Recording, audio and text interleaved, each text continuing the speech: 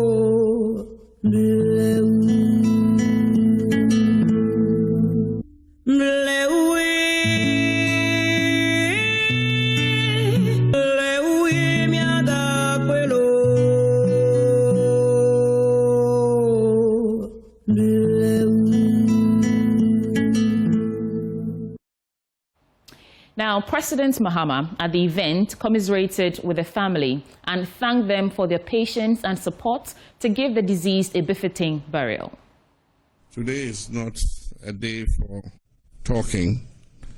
I just want to say thank you for your sympathy. Indeed, the Quran teaches us that whoever attends the funeral of a fellow and stays till the final prayer receives blessings. And so the blessings of Allah is on all of you. I want to thank the two families for their patience.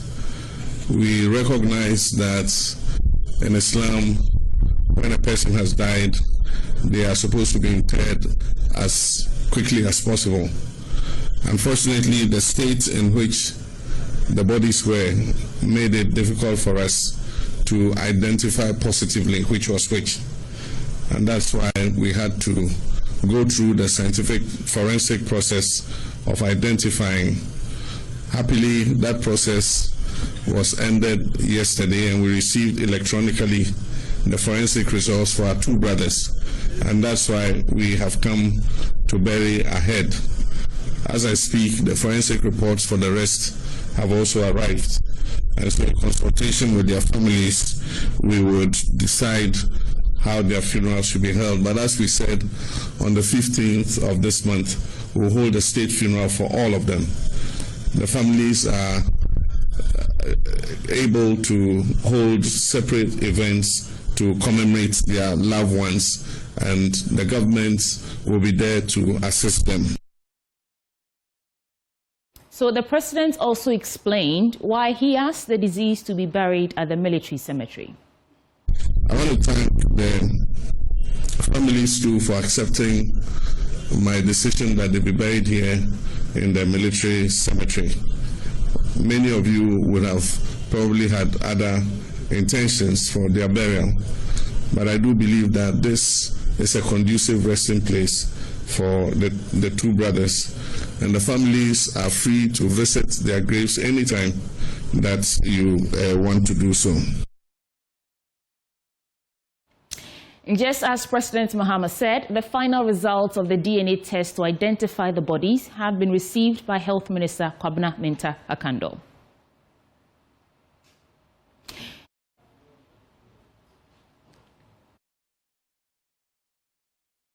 About 3 days ago, we were all here when we were seeing a team to go and do further investigation and examination. Today, we have taken the final batch of the results of the investigation and the examination. But the first batch even came earlier than today. Yesterday we had the first batch, and today is the final batch. That was the Muslims one, Honorable Kala and Honorable Olive. That was the reason why today we have been able to perform the final barrier. So it contains samples for the remaining six. Yeah. The 2 came yesterday. That means all DNA results for the 8 victims of that helicopter crash have been received. Now let's do some other stories now. And in the Western region, the Regional Security Council has visited the widow of Sergeant Ernest Mensah Addo, one of the military men who died in last Wednesday's helicopter crash in Afriyie Ankrah, reports from Cape Coast.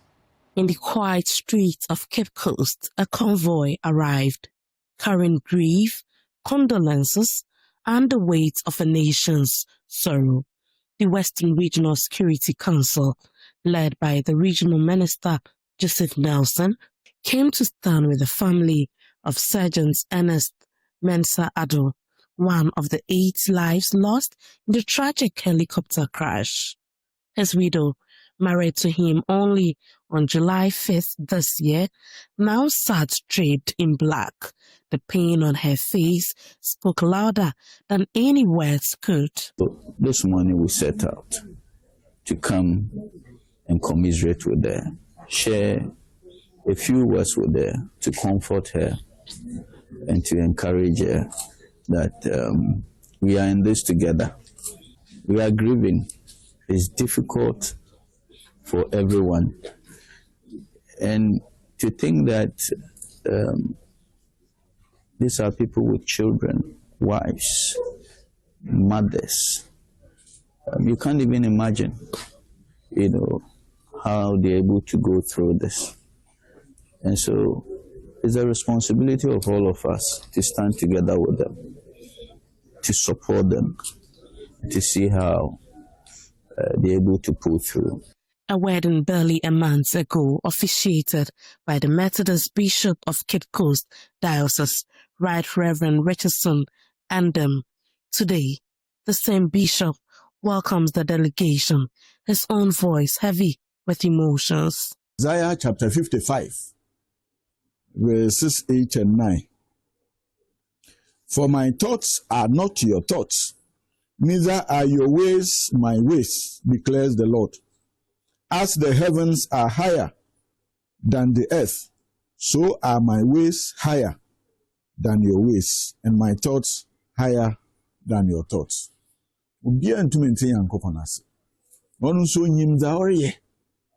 No human mind can comprehend what happens on earth here, but God understands it and understands it better.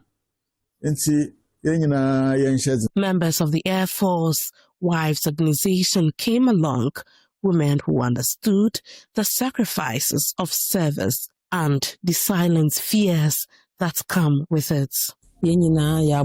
Because Ubia expected them why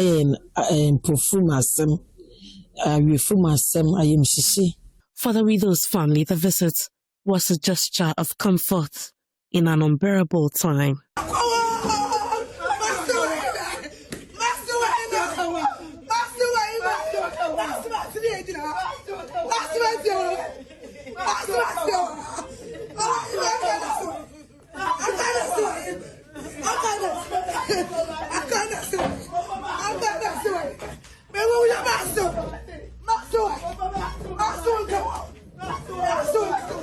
I want to use the opportunity to thank you all, the minister who stood in for our president, and then all the Navy, the Air Force, every security person who was here. I want to use the opportunity to thank you. I think your visit was very essential, and the family feels comforted.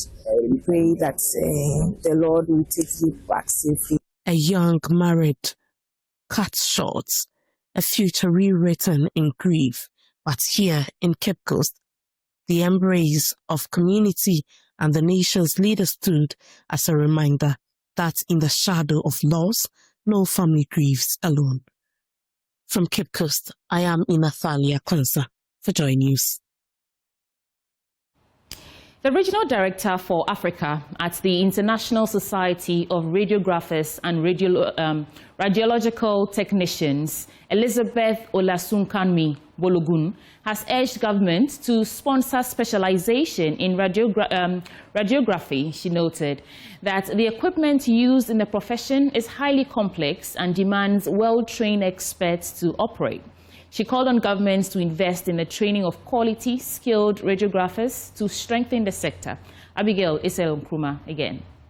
International Society of Radiographers and Radiological Technicians ISRT workshop and Ghana Society of Radiographers GSR second triennial conference was founded on the theme expanding the scope, role extension in radiography. In his address, the president of GSR, Dennis Amate Ahia, described the event as an important turning point in the profession. However, in Africa, we still face systemic challenges, including reconstructive scopes of practice, inadequate policy frameworks, and limited opportunities for specialization. The long-awaited College of Allied Health Sciences, when established, will be our first step into specialization. This conference seeks to challenge these barriers by fostering dialogue on how we can expand our professional horizons while maintaining the highest standards of patient care and safety. In Ghana, we have one radiologist to 400,000 population, one radiologist to 400,000 population. Nigeria, with over 200 million people, has fewer than 300 practicing radiologists. And many sub-Saharan African countries have less than one radiologist per million population. Elizabeth Olasunkanmi Balogun is the Regional Director for Africa on ISRT. She dared government to sponsor people interested in practicing radiography. To challenge the status quo, especially our government, to look at sponsoring people to specialize in these areas. I mean, those service areas that they are dead, especially radiographers and radiological services. And it's a promise that they must keep to their people and all that. So I challenge the government to train and encourage and also put in more budget for these people. A professor of medical imaging and head of the imaging department at the University of Cape Coast, Professor Eric Kwesi-Ofori, urged academics to intensify scholarship support to train more radiographers. What I think we should be doing is that locally, we need to, those of us in academia needs to develop curriculums and have support, scholarship support, because imagine £12,000 can train about 3 or 4 or 5, sponsor them locally. So we need to do that kind of, intensify that kind of training. Facilities, equipment is a problem, sponsorship is a problem. Then when you train them and they are working also, the facilities they are working becomes a problem. So when they get good opportunities outside there. Abigail Nkrumah reports for Joy News. In other stories, the president of the Society of Private Medical and Dental Practitioners, Dr. Andre Kwashikuma, has urged that artificial intelligence will be by no means a substitute for human resource in the healthcare sector. Speaking at the Stambik annual general meeting of the society, held under a theme, Questioning AI's Role in Healthcare Delivery, Dr. Kuma acknowledged that although AI has enhanced efficiency in the sector, human expertise remains indispensable, particularly for patients requiring physical examinations. Again, Abigail Nkrumah. As artificial intelligence tools continue to be integrated into healthcare, Experts Division progresses, questioning whether they represent groundbreaking support system for healthcare givers or a potential threat to healthcare delivery. At the Stambik Annual General Meeting 2025 of the Society of Private Medical and Dental Practitioners held in Cape Coast on the theme, Artificial Intelligence in Healthcare, Friend or Foe, the president of the Ghana Medical Association, Dr. Frank Srebwo, shared his thoughts on Ghana's recent tragic experiences. So we do have a national disaster, and the way it is going now, it is alarming. How many people the COVID kill compared to the number of people who have been killed by road accidents just in the last 2 weeks or so, or less than that? we have over 50 people dying from road traffic accidents. This is just a week. I feel that until all of us begin to prioritize our roads, begin to make sure that when there is a construction of a road, all of us are interested. It is not about 10%, it is not about 20%, it's about the quality of road that is constructed for all of us. So if we don't do that and we continue to do what we are doing, that the road is constructed 3 days, 4 days, potholes have already started developing, yet the person has been paid. Contractor is not held accountable because somebody has taken part of the money. So we really need to look at it and do something about our roads. On the contribution of artificial intelligence in the medical field, the president of the Society of Private Medical and Dental Practitioners, Dr. Andre Kwashikuma, indicated that the technology, although efficient, will not replace human resource. AI will not replace us. You see, because let me tell you that there's something now they call telemedicine, where a doctor can be on a phone and you're on your phone and you consult a doctor and give you medication. Yeah, though that system is there are many patients who still want to see the doctor physically and let the doctor feel them, listen to them, hear their story face to face. So it tells you that you cannot really replace human beings.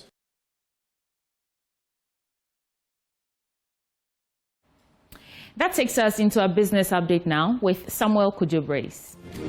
Well, let's do business updates now. The business community has begun making their input into the 2026 budget and economic statement expected to be read in November 2025.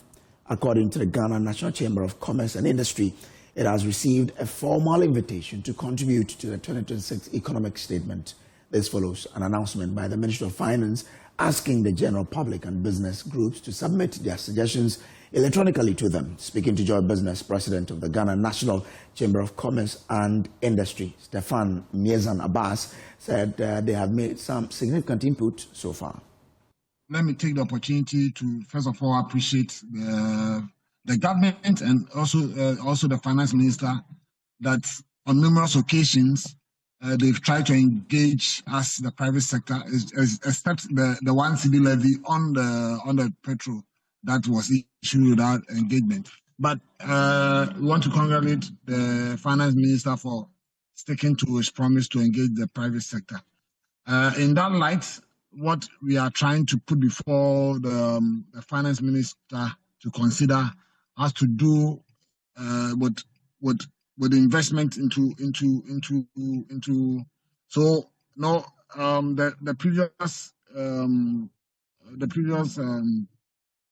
budget statement considered was very much conservative, so they try not to look at growth, but having seen all the stability in the economy, now we want to recommend that the government looks at growth in the next budget. And by growth, what we mean is that they try to do a lot of investment in capital areas so that private sectors can get businesses to do on behalf of the government to increase our growth in the country. So basically, those are the areas that we are proposing to government. We are also looking at ensuring that they put in measures to continuously stabilize the city and even make it much stronger. Interest rate is something that we're also encouraging the government to also look at, especially on the fiscal side. So these are areas that we are recommending to government, more especially capital investment, so that the private sector can take advantage of that. And also we want to also recommend to government to also look at agribusiness, investment in agribusiness as well, because these are areas that is going to also grow our economy very fast. So it is area that we're also doing a lot of recommendation for the government to look at as well. Well, the Bank of Ghana credit reporting for 2024 has shown a reduction in the issuance of dirt checks. Now, a dirt check is a check that a bank or financial institution refuses to honor because the account holder does not have enough money to cover the check's value. There is more in the following Business Desk report. The report showed that in 2024, a total of 45,136 dirt checks were submitted by banks and specialized deposit-taking institutions to credit bureaus.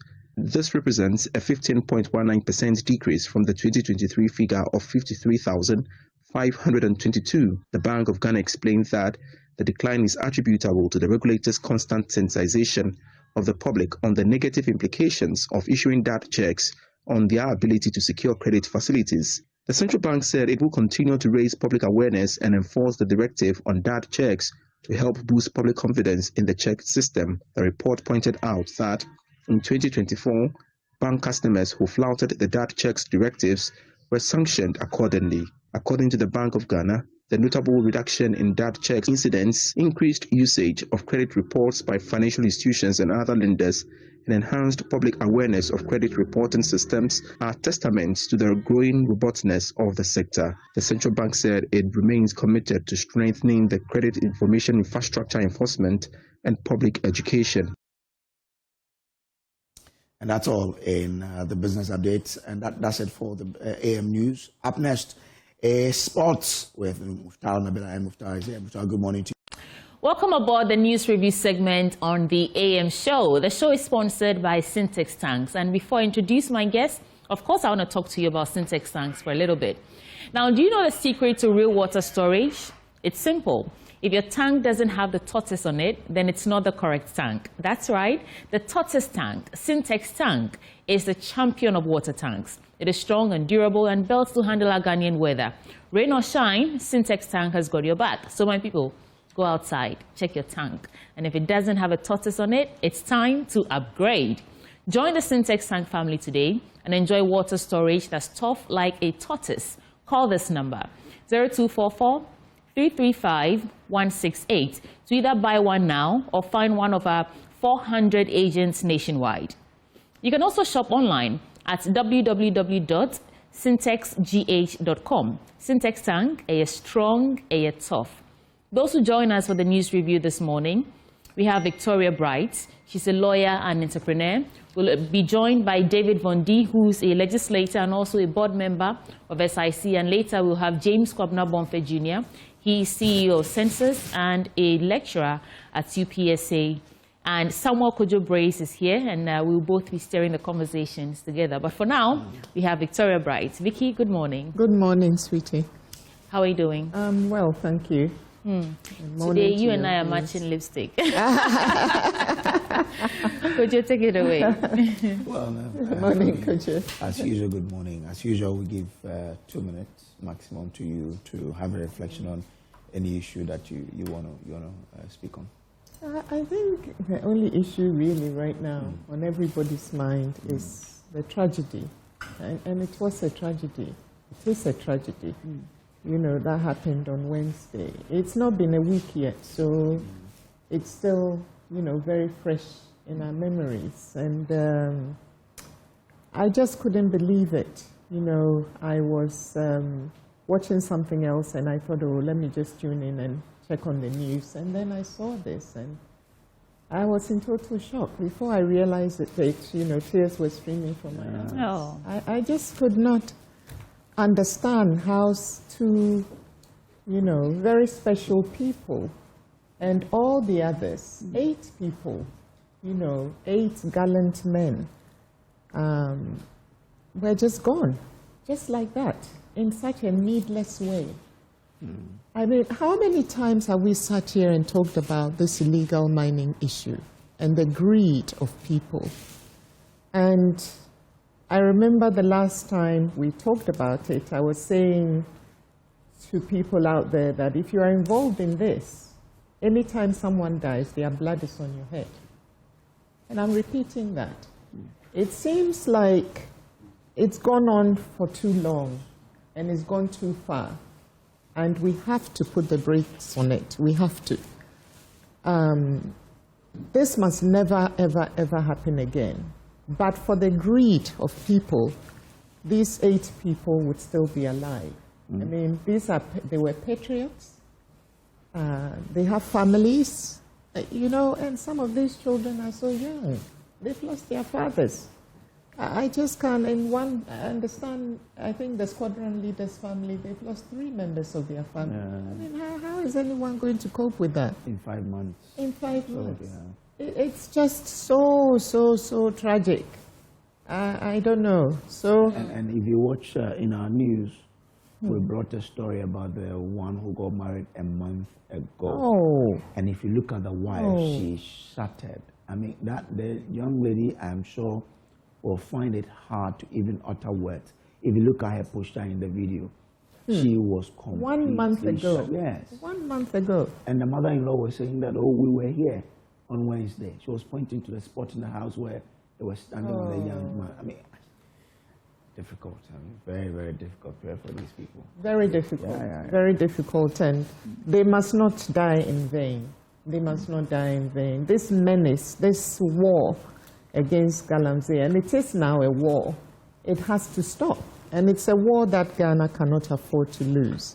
We must win this war, and we must eradicate these greedy people from our society by any means necessary, legally, of course. I mean, it's just greed. I mean, how much money can you spend in your lifetime? Is it really worth it? I mean, children are being born with deformities. You know, little kids are getting their periods at 6 and 8. You know, I mean, now we're losing people. Remember Captain Mahama, who died? Look at how brutally he was murdered. And all these things are happening, and yet people are just very blasé about it, and they keep going. When you get security forces trying to go there, they are also tooling themselves up with arms to challenge them. I mean, who are these people? Sam George wrote on his Facebook page, which I follow, I don't know if he's said it anywhere else, 12 hours ago, that this week, decisive action will be taken for God and country. Many have interpreted this to mean that he's alluding to the fight against illegal mining. That's out of this tragedy, this week we'll start to see some decisive action in terms of how we can actually put an end to this. Does that give you any confidence or hope at all? Well, it does. Obviously, we've got to see what the decisive action is. But I'm very heartened by that, to hear, you know, that this is something that clearly government is going to tackle. I mean, we have to tackle it. So I'm happy that they're talking about it. But let's see how far that action goes, because we've kind of scratched the surface for too long. And this administration actually has really tried to tackle this issue. And I think they must go on, they must go further. And I think all Ghanaians, all right-thinking Ghanaians will be behind the president and his government full force in getting rid of this menace so that we can have our lives back as a country, and we can have our country back. You know, all the predictions are that we will lose, you know, that water. We might start to import we might start to import drinking water. And even worldwide, you know, water is becoming a scarcity. And in Ghana, we are so blessed. We are so blessed with river bodies everywhere. And we cannot pollute these river bodies, water bodies ourselves. You know, so I think, I'm very happy to hear that decisive action. I mean, it's open to interpretation. Some are saying it's on the DSTV bit, others are saying it's on the illegal mining. He hasn't specified. In the middle of this But I think the DSTV, the NCA gave them up to the 30th of this month or so. So if he says this week decisive action, you could possibly say interpret it to be illegal mining. Because then it's coming just on the back of this whole thing that has to do with the fight against Galamsey. So I probably think if you target Galamsey, you may be right than targeting DSTV, because NCA wrote to them that they are giving them to the 30th of this month. So I should think it has to do more with Galamsey. But you see, decisive action. What action will be decisive at this point in time? Will it? Yes. Maybe you want. Suhuyini, Hassan Suhuyini's brother. No, I keep forgetting his first name. But he's also Suhuyini, right? Yes, the lawyer. Hamza Suhuyini. He said that, and it was quite passionate when he said it, that even if it meant declaring or stopping all forms of mining for a whole year, so we can actually reassess how we want to move forward. He is confident that if it comes down to it, this administration ought to take the difficult decisions. And I'm hearing a lot of comments like that we are ready. on the back of these eight deaths, 8 people who lost their lives, we are ready to actually turn the fortunes of Ghana around when it comes to illegal mining. So you're asking the question what it would look like. And I'm just giving you that angle that even if it means a whole year ban on mining, small-scale mining, I don't know, large-scale, whatever it takes. But we've done it before. My point is that, I mean, how do you expect to get different results if you are going to do the same? Well, it's a good time to bring in James Kwabena Bonfe Jr., PhD. He's a CEO of Sensors. James, I'm sure you've been following the conversation from, even before you took your seat in the studio. All the newspapers are carrying the story. It's the Monday after, that tragic week. So let's hear reflections and then we continue the conversation. So as I reflected this morning, one thing came to mind, Exodus chapter 16 in the good book. And it was about the children or the descendants of Israel persistently and consistently defying the laws of the Lord. And even in the face of abundant evidence that he was able to do for them what was right, only if they would follow simple instructions, they were defying. There is no new conversation here. And this regime is not doing anything different from what we have seen in previous regimes. Since the escalation of the reckless and irresponsible mining activities that nature is obviously responding to. And the answers have always been on the table. The challenge and the problem is walking beyond the talk, moving beyond the theater, and doing more in substance after the fall. What are we saying? We have in this country laws that says, do not mine close to water bodies within a certain range. Yes, 100 meters also. The laws are all It's there. a law. All there. We have a law that says that before you get a mining lease, there must have been a reconnaissance certificate, an exploratory one, an environmental permit, before you get a mining lease. 4, people are mining with reconnaissance certificates, and regulatory bodies are watching. And even on the water bodies, none. Yes. Because the worst part for me, Sweetie, is that the verdict of the people on this subject has been, to be very modest, lukewarm. But the people endorse.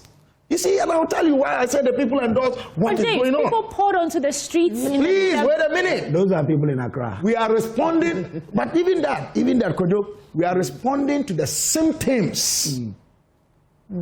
The issues, the consequences that have come are the things we are responding to, not the issues.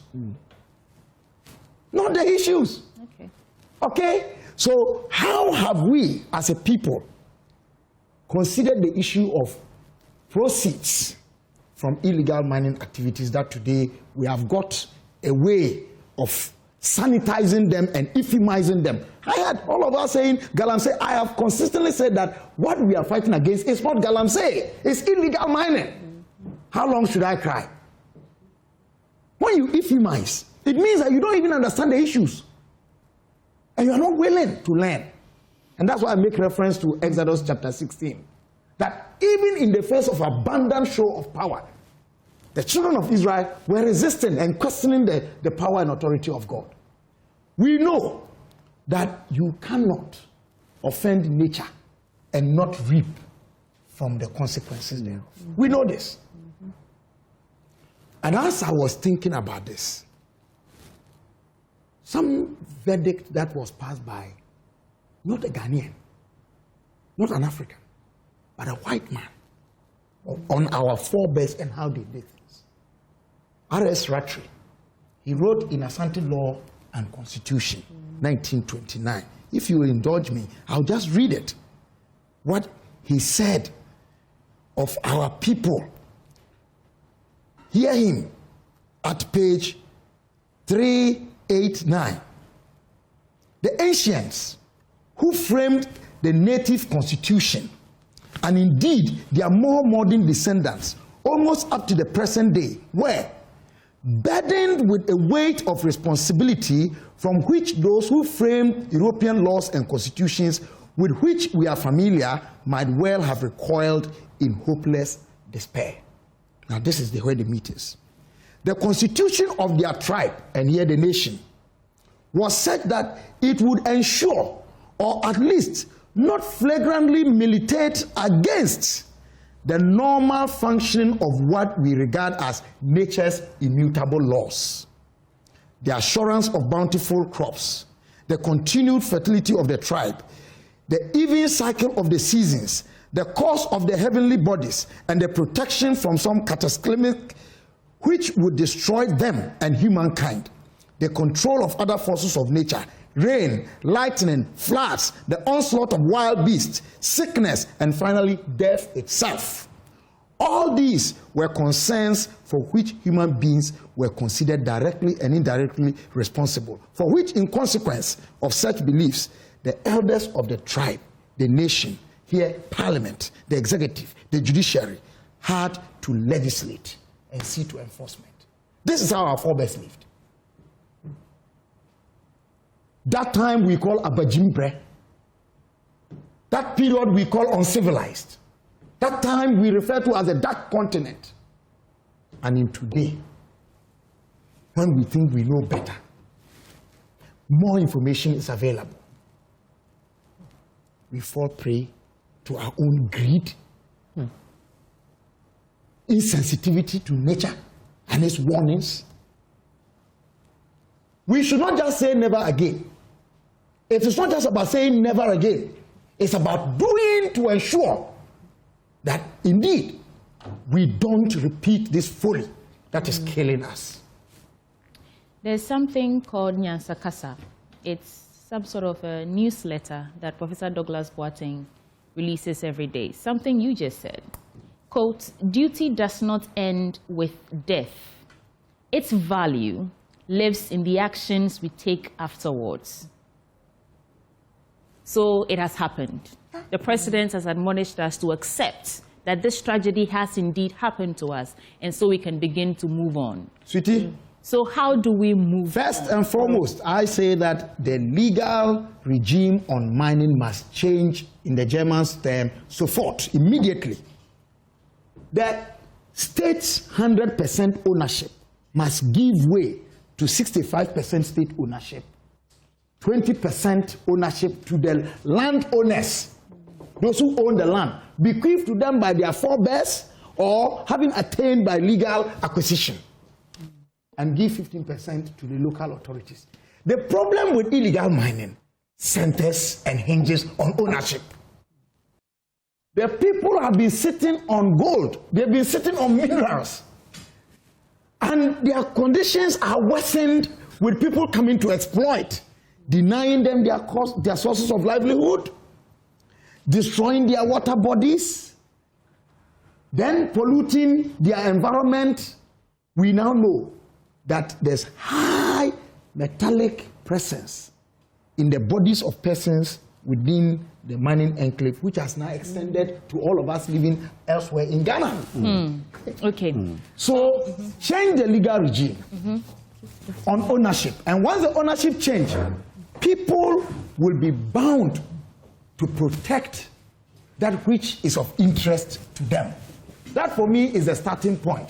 The next one is to ensure that the enforcement and regulatory bodies are not just people we are putting there to satisfy our political egos or wishes or desires, what we call job for the boys. Let's put men and women there, whether they are in our parties or not, who can do the job and are willing to do it, to make a name for themselves and leave a legacy for this country. Legacy thinking. And lastly, we need to remember that the God of nature is a God of consequence. Galatians 6 verse 7 says that whatever a man or a person sows, that the person will reap.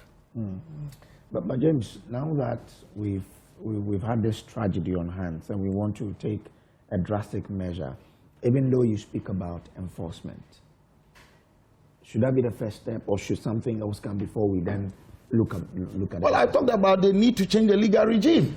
That for me is the starting point. As the first point. Yes. Ownership, on ownership. As we speak now, I think everybody appears sober. But a lot of their sobriety or, this quiet attitude may be pretense or the fear of the, what was least expected. We react, human beings, we react as if we have repented. But is it true repentance? I doubt. So I'm saying that let's go back to the drawing board. All the things that we are seeing here. I look back, 2006, we called for a moratorium on mining in Ghana to do a cost-benefit analysis. 2006 is there. If you want to check, I shared an article with you. Yeah. 2006, 2003, we talked about these things. It's not new. The answers are there. Reports from the Ghana Health Service Ethical and Health Committee, headed then by Professor Binka. Research has been done. Dr. Obri, I don't know where he is now. He was done at the University of Cape Coast. They did research, a Center for Health Impact Analysis. We know it's not good, it's not sustainable, but greed. Vicky, so James is saying that you don't change, we are not doing anything different, nor anything new. The laws have been in existence. This ban illegal mining, the conversations have always been around, but it looks like we're actually not making any headway. Do you agree with what he's saying, that if we really want to start making some headway when it comes to illegal mining, then we need to revise the laws and our attitude? Something he said that I wanted to, jump to the defense of the Ghanaian, that we are lukewarm towards, this plight. I slightly disagree with you because I saw how Ghanaians risked their lives in the lead up to election 2024 to demand better from the erstwhile administration. Perhaps, yes. It was perhaps the regime change has brought some sort of, it's that the temperature is not as hot as it used to be, I think. But what do we do from now? Yes. Well, I agree with James on the ownership issue. Because I think as long as the government continues to be, all minerals in Ghana continue to be vested solely in the people, as it were, with the president being custodian of it for us all, you will have these kinds of situations. It doesn't mean that whilst we are trying to get there, we can't actually do something about it. Because I believe that government needs to do more. The last administration clearly lost the fight against Galamsey and Ghanaians, or illegal mining, and Ghanaians voted them out, largely as a consequence of that and other things. But that was one of the primary reasons. So I see this government trying to do something. They have to go further than they have done. But at least we can see that the will is there to fight. And the will must transcend to decisive action. So when you say that Sam George is talking about decisive action, I'm actually anxious to know what that decisive action looks like. Yeah. Is it going to be business as usual? Is it going to be more talking? Is it going to be taking serious and decisive steps that will mark this moment as a watershed moment for us in our fight against illegal mining in this country? Okay. So that is where in terms of Ghanaians being lukewarm, I don't think it's so much Ghanaians being lukewarm. I think that Ghanaians are just very calm, It's just our demeanor, yes. And but this is something that should cause rage. Nobody can afford to just sit on the sidelines and, and all that. I mean, there has to be rage in every Ghanaian to end this thing. And when people in the community see this happening, they should, they should blow the alarm, do something. That's what we are missing, I guess. That's what we are missing, because we are not there in the forest, we are not there in the villages and all that. Unfortunately, some of our leaders there in those communities are also complicit. So I'm hoping, I'm praying that this thing should jolt every Ghanaian's conscience into blowing the alarm if this kind of illegality is going on. Because it may be going on in Etiwa or wherever, but it affects all of us. This morning, we've all brushed our teeth, we've all bathed. You know, you can't use Voltic or whatever mineral water, all of them, list all of them, awake, blah, blah, you know, to bath. We all use Ghana water to bath and to brush our teeth. So whether you like it or not, it's affecting each and every one of us. So maybe that is what is missing. Okay. That is what is missing. Okay. Maybe time for us to bring in someone who may be quite closer to the game. The MP for Chifo Etimokwa constituency, Honorable Bondi. Good morning to you. Good morning, my brother. You got them yourself until today. Nice one. Okay, so I mean, you probably have seen it more closer than some of us have. What are your reflections on this? Well, good morning to everybody, and my friend Dr. Kabila is here.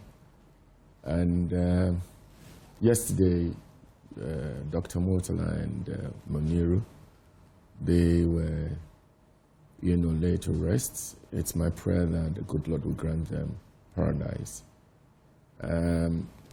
Galamsey, illegal mining, popularly known as Galamsey. I've said time without number that no individual, nor organization, nor government can fight illegal mining using guns, cutlasses, and chasing the young men and women in the bushes will succeed. And I've said it time without number. I mean, we're destroying, first of all, our water bodies. We're destroying the forests. And that's the main issue.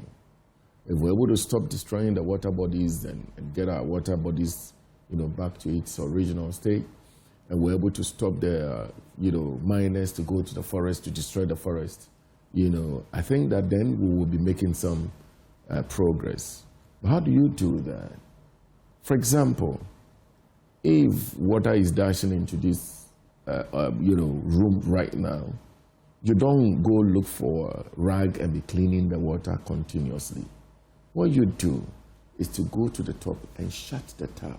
Just close the tap, and the water will stop coming. The equipments that are used in mining, they are not manufactured in Ghana. For example, the chamfang, there is this small engine that they build something around it, that they put it in the water to do the dredging. That machine, if it is not part of that equipment, the equipment is useless. You can't use it to do anything in the water body. All we need to do is to stop bringing it into this country. Now, if you continue to bring the chamfang into this country, and you bring it and people go to buy them, take them to the bushes, and you pretend to be stopping them from mining, you will be joking.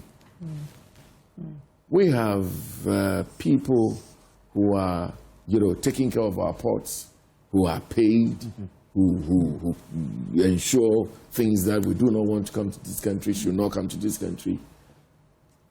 I think we can end it, and I can assure you, His Excellency Mahama will end this trade. And next thing is stopping people from going to the forest. We can do that easily, okay? You say that, and I hear you say it, but I just don't believe it anymore. No, the point is... James just forwarded an article for me. This is 2005. I beg your indulgence, please. He said, I'm just reading a part of it. These ugly and nauseating happenings in the mining areas of Ghana all point to the fact that the current bill on mining must be considered with seriousness and an attitude of placing Ghana first and above individual interests. If we indeed do not check the activities of the miners and the environmental laws we have in Ghana, the nation will suffer.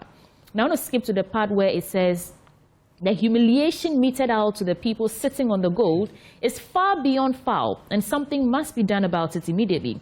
It is such neglect, exploitation, and abuse that led to wars in Sierra Leone, Rwanda, Angola, Somalia, Liberia, and DR Congo. Let Ghana take lessons from these African countries. Mining has proven to be nations' wrecker than a partner in development. And this is 2005. We are back here, sitting here, having the same conversation. So excuse me if I cannot take you, just say that it is something we can do easily. So these are articles that are very nicely put together. I mean, sound so sweet, sound nice. But the individuals who are involved in these trade are people who live in the various, communities, okay? They are people who've accepted the fact that that is their life and the way they live. If it's something that people might have come from somewhere to come and invade the communities and are doing that, and the community, they themselves do not like what they are doing, it is easy to get the military to go help them fight those that have come to invade them. But this is a situation where the people themselves agree that's their life. That's who we are. You go to a community and the chiefs, the queen mothers, and everybody. I mean, surprisingly, sometimes you even see the security agencies that are sent there, like the police. They are all involved. So these are things that the people, they themselves have accepted, that that's who they are and that's what they are doing. How do you stop them? You only stop the equipment they use in doing that from coming to them, and they will have nothing to use to do it again. But you can read all the articles, you can write all the nice brothel. Point is that the individuals that are involved in these things believe that is who they are. So where do we begin to change? We begin by stopping to bring the equipment. Today, as I speak to you now, thankfully, a lot of excavators have been seized at the port and not been allowed to enter the country. That's a good sign. Put band on several too have been allowed to enter. I have seen several. Yes, I'm saying it's a good sign if we can continue to do it and to stop it entirely. This Shamfam thing, like I was saying, especially on the river bodies, stop it and stop it. Go after all those guys who are dealing in those things, selling those equipment, confiscate all of them, and then. Because if they don't have the machines that we use to go to the riverside to go and do what they're doing, to do the dredging, it means that they've stopped. Was there a restriction? I think these are some of the measures that His Excellency Mahama and his team are putting in place, and very soon we'll see the results of it. I think that we lost Major Mahama, in the fight of Galamsey, and nobody, I don't think we got any benefit from it. We've just lost another 8 men who, for no fault of theirs, and I think that if we can now use this thing to stop the Galamsey, it means that we're jokers. But I can assure you that from where I sit, something will happen, and okay, so we should see very good results. From where you sit, what do you see happening that gives you that confidence? Okay, so I see pragmatic measures put in place that will be rolled out very soon, and that will stop this trade, from happening. Like I was saying, equipments that are brought to this country to destroy other bodies will be stopped, and very, very serious measures will be taken. Our forests, will be protected by the appropriate authorities, and I believe strongly that very soon.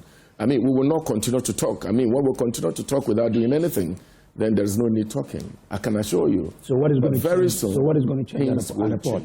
What is going to change at the port? Because you mentioned that if we ban the importation of these champagnes, it can help. What's going to change? So, like I was saying, that we're going to make sure that those things do not come. If you bring it, we'll get it right from the port. We need to confiscate it and burn it and destroy them, because that's the only way.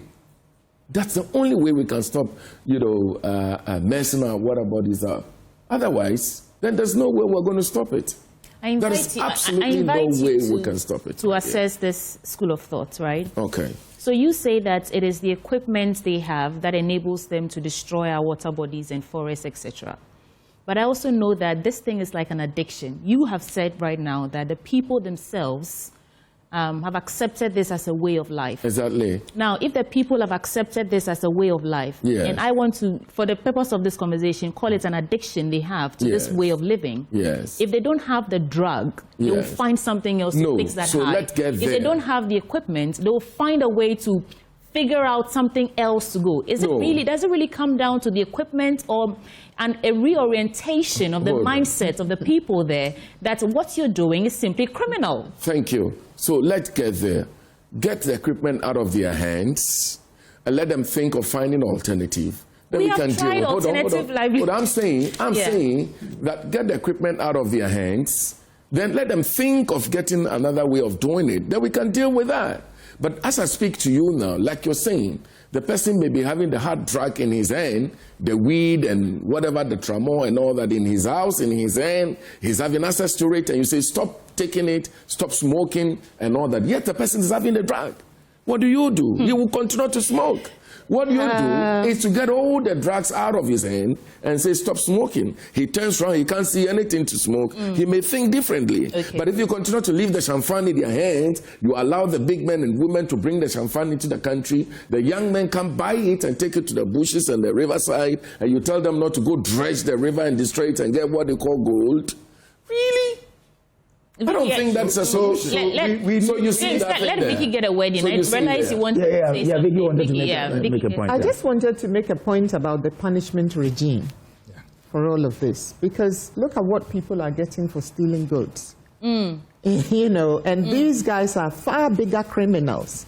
I mean, these guys are serious criminals. Let's not try and make it look like, oh, it's not. It's like people don't realize it's actually a crime, you know? So I agree with my brother Kwabena that maybe we should stop calling it Galamsey, because people don't actually realize that this is not just a crime, but it's a very serious crime. And let's call them criminals from now on, so that that stays in people's minds. The punishment regime, I believe, should be completely overhauled. And it should be straight imprisonment. Forget the fines. The kind of money that these guys are making, and whatever fine you give them, they will pay it and turn around and carry on doing it. You know, it won't even move. It won't even move the needle by, you know, one whatever. It won't make any difference at all. So scrap the whole fine regime. It should be straight imprisonment if you are caught in this. And I think not just for 6 months or 12 months, it should be like the 15 years that they give to the goat stealers. You know, I think if we do that, that will also contribute together with all the other things that are being done. Because if we ourselves have these lukewarm or lackluster forms of punishment for these individuals, then we are sending the wrong signal out. We must say that this is a zero-tolerance zone. You cannot indulge in these illegal activities. If you do, strict liability, go in for 10 years minimum. And that will focus people's minds. They will now start asking themselves. It's 25 years. Between 15 and 25 years, the one that. But you also have, but you also have the fines. We still have the fines. Yeah. It's either or both, isn't it? So we should scrap the fines bit, and we should have a minimum term. Okay. Because if you say up to, then there's discretion on the part of the judge. I am saying we should have a minimum term, minimum 10 years, 15 years. And so you have to ask yourselves whether what you're doing is worth 15 years of your life. You know, the punishment has to be so severe. It's like using a sledgehammer to crack a nut. You know, it has to be so severe that you are not confused about how seriously the whole nation and the government takes this issue. Okay. Could you hear And one more thing, it should go all the way up. If there are any politicians, if there are any politicians involved, there shouldn't be any negotiation. Everybody goes inside, whether you are in there or whether you are the one up there calling the shots. You should go in there. If the minimum is 10, the maximum is 25, the people up there should get the 25, and those down there should get the 10. The Ghana coalition of the Ghana coalition against Galamsey, they communicated on Friday that we should stop calling it Galamsey. We should not call it environmental crime. That's how they want That's call it by its rightful name. That's how they want us to call it, so that people will get that thing. James, let's hear you out now. See, I think that from the conversation so far here on this platform, it is clear that the problem is multidimensional and multifaceted. Therefore, the solutions to this multifaceted, multidimensional problem cannot but also be multifaceted and multidimensional. I agree. We cannot continue to fantasize or theorize the reality of practical problems. My brother Vondi, the truth of the matter is that the people engaged in these mining activities, if you go to the areas, they are mostly foreigners, not the indigenous. So research is clear that from the very old times, mining activities and the mining areas have an influx of non-indigenous or foreigners in those areas. They come with sophisticated weapon equipment, and I'll come to the issue of weapons, and then money. And it has a tendency of creating warlords, which is what our national security should be mindful of. Yes, that is warlords. If you read the article, and I'm chief executive of Youth for Action Ghana, which is now Rise of Youth and Disability International. We did thorough research. Fode Sanko, Charles Taylor, all these guys and their rebellion activities, their rebellious activities had the funding of illegally mined minerals. So you watch the movie Blood Diamond. Yeah. It is an incident of a real story that happened in Sierra Leone, crossing over to Liberia. So the point... Not to cut you, but recently when the forest in Western region, Wassa East, was invaded by the military, we're told that there was a link between that and what was happening in Boko. If you remember. Thank you. And then the Wagner group in Burkina Faso, there is a chain. You see, people who engage in impunity and acts of rebellion would want funding. And anywhere they can get easy funding, they will do it. So we need to be mindful of that. In this regard, I'm saying all the suggestions that have been made are good. Let us prioritize them. And I want to believe that the national security outfit and intelligence community in this country are watching. Now intelligence gathering is open source. All the things we are saying here are pointers. You can lead, they can lead to certain things. Don't underestimate them.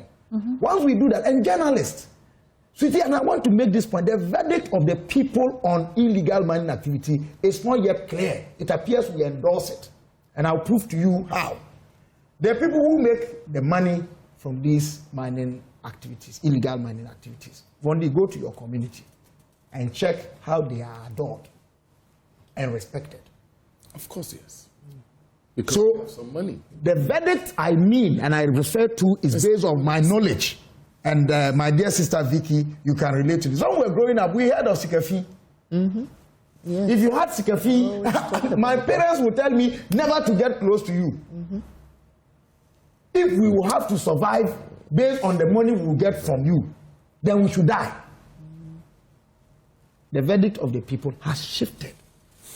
And I'm saying, if we don't get the verdict of the people to go against impunity, recklessness, illegal activities, there is no way we can succeed in fighting it. So first part of registering our displeasure is over. Yes. The second part, pouring out onto the streets, it's also over. It's also over. Now we have Action. lost lives. What would you have us do? I've said it. Pour back on the streets? No. How do we demand? As for the pouring back on the streets, let me tell you, 2024. It was not about any anti-illegal activities. It was clearly about regime change agenda. Haven't you seen that the energy has gone down? It died out. It was about change. Those are the insincerity, acts of insincerity that we must overcome. But that's politics, no? And it's cheap politics. It's not politics. There's type of politics. Politics is life. We must do the right politics. It's incumbent on us. Even Jesus did politics, but he did the right politics. By contesting who?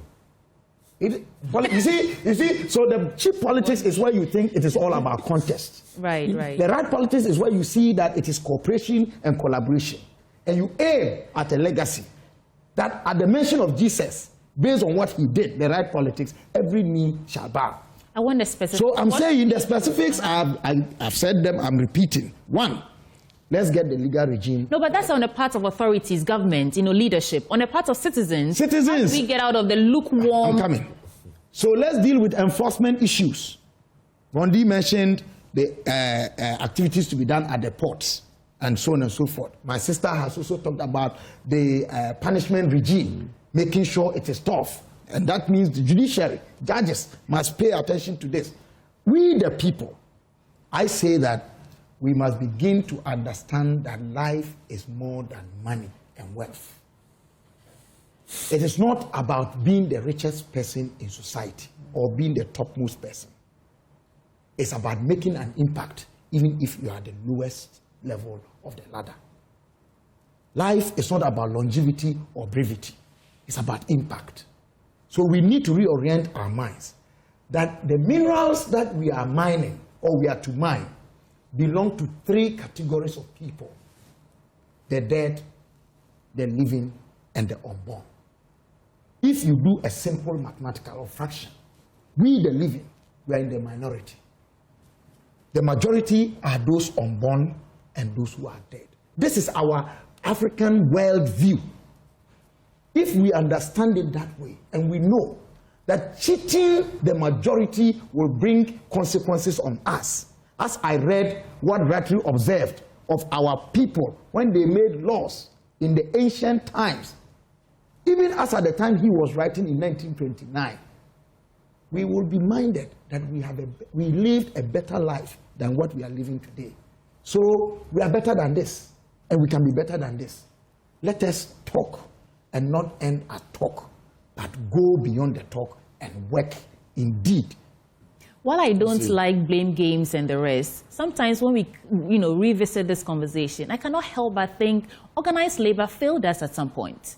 When the tensions were high, we were demanding a halt or a ban on the state of emergency declaration and all that. Organized labor was the one leading that charge. And I want to believe that if they had followed through with their threats... Nobody is entirely blameless and nobody is entirely blamable. On the part of citizens, the attitude should be that, let us all accept that.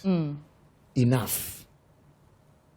Let's make amends. Okay, so the point I'm trying to make is, as citizens, the people who have the power to, send some shivers down the spine of government, I think the biggest body is organized labor, right? If they come together, right now we want to understand what we can do as citizens to demand accountability or demand that government actually takes this fight seriously. Could you indulge me over here? If we decide to pour back on the streets, if organized labor decides to threaten industrial action or something, do you not think that's action on the part of citizens demanding or requiring governments to actually take us seriously? Mr. Bondi, you're shaking your head. No, it won't work. It won't work. I'm telling you the truth. Listen, look, let me invite all of you to the typical local, area where these illegal mining activities takes place.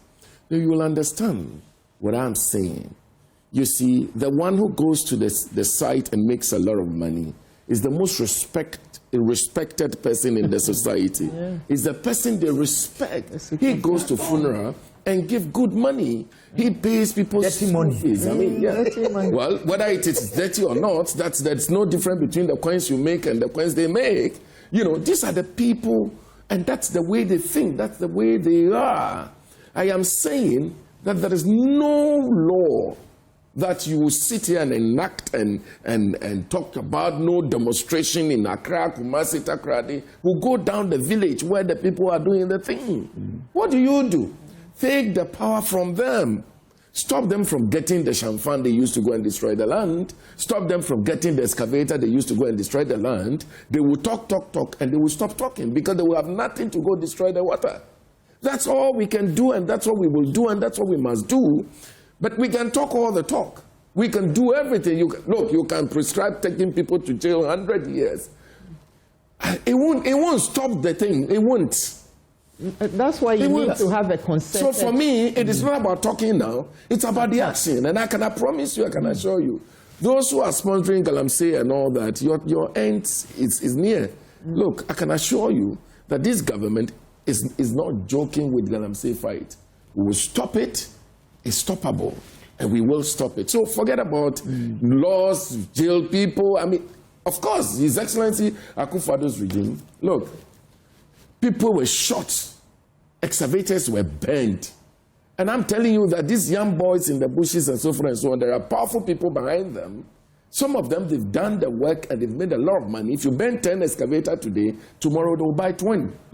So they are not perturbed. I mean, they don't feel the things you're doing by bringing soldiers. I tell you what, in my constituency, the River Pra, okay, you can see soldiers and police people heavily armed. They come to the constituency, they bring speedboats, they put it in their car, okay? Their trucks, they drive it there. I can assure you, sometimes they don't even put the boat into the river to go stop the guys. By the time you come, they have information. They meet and then they do whatever. How much are you taking as your salary? You can't somebody drop 100,000 in your hands. You go back. I'm saying that leadership of this country, of which I am part, we would have to stop the gentlemen in the bushes and all whoever is sponsoring whatever to stop getting access to the machines that they use to destroy the land. Once we stop that, we will be able to. What I mean, we've been going for some time now. Will you have when you go to China? Will you have the confidence to do what you're saying? It is not about whether. Hold on. When during the election, we saw politicians doing campaigns at Galamsey side. Is that where we are now? Same people having the confidence. Are we there now? Is that where we are now? No, I'm asking the question. The point I'm making to you is that where we are now is that the Galamsey, the illegal mining, is killing us. Okay. We got to kill it. It has already been killing us. Okay. It's always been killing us. Should we leave it like that because it's always been killing us? No. Exactly. So the point I'm making to you Nobody is saying that this time around, we have to stop the talking and do the do. And that's exactly what I'm telling you. So it is not about whether I'm willing to do it, whether the government is willing to do it or all that. That's what must be done, and it will be done. That's all about it. So we will do it. Look, I tell you what, this fight, you can use guns, you can use intimidation, you can use demonstration, you can use anything to do it and to fight it. If the equipment continues to pour in this country, it will not work. Yeah, so I don't disagree with my brother here. And I think that will go a long way towards solving it. The problem is there are so many, this equipment, there's so much of it in this country already that it will take time to get to that point. So yes, stop it now, but it's not going to have an immediate impact. Because what do we do with all the machines here? So you do need a stiff punishment regime. Because people are stubborn and they are greedy. And the kinds of monies involved, which Vondi was talking about, I mean, it's not small money. No. So when we say greed is fueling this, it's not, just giving someone some 2,000, or we're talking hundreds of thousands of cedis, millions of cedis for those on top. Every single day, they are mining the gold and they are collecting the cash.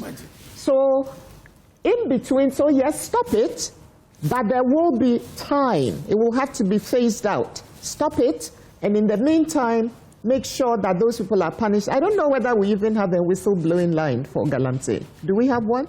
Not for not for illegal mining. But there's a whistleblower. So we should. No, but yes, Goldboard brought something like that. He said if you find someone selling illegal gold, call them. So yes, so we need to activate a national line just for illegal mining. Because there will be people there who will be objecting to it because their child has been born with a deformity. Not everybody in that village will be involved in illegal mining, although the majority probably will be.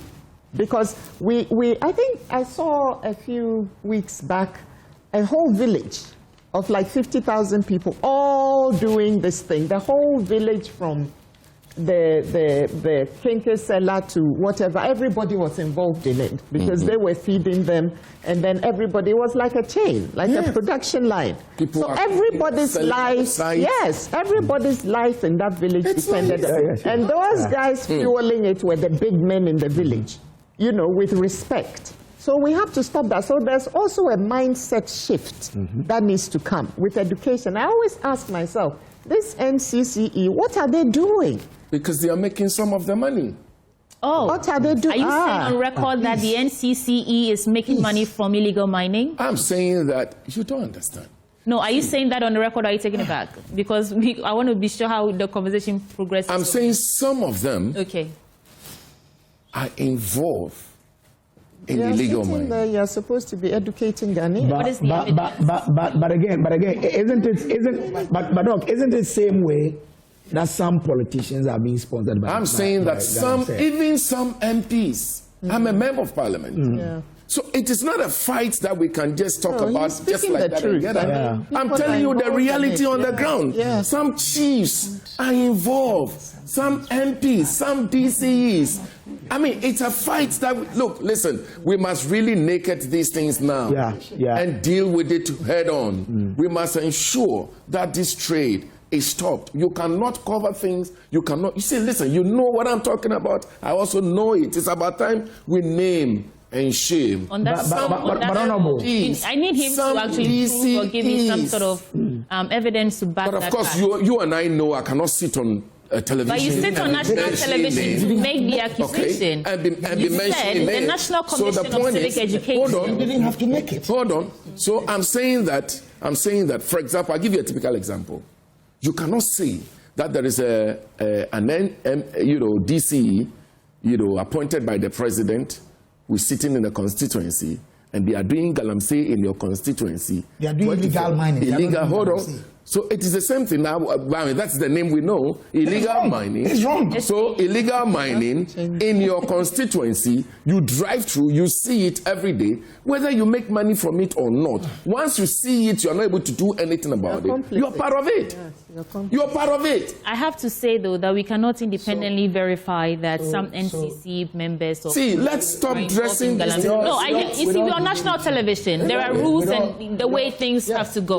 Okay, so let's do that. Yeah. With all humility. And if we talk out of anger and passion, we might complicate and compound the problem we're already having on our hands.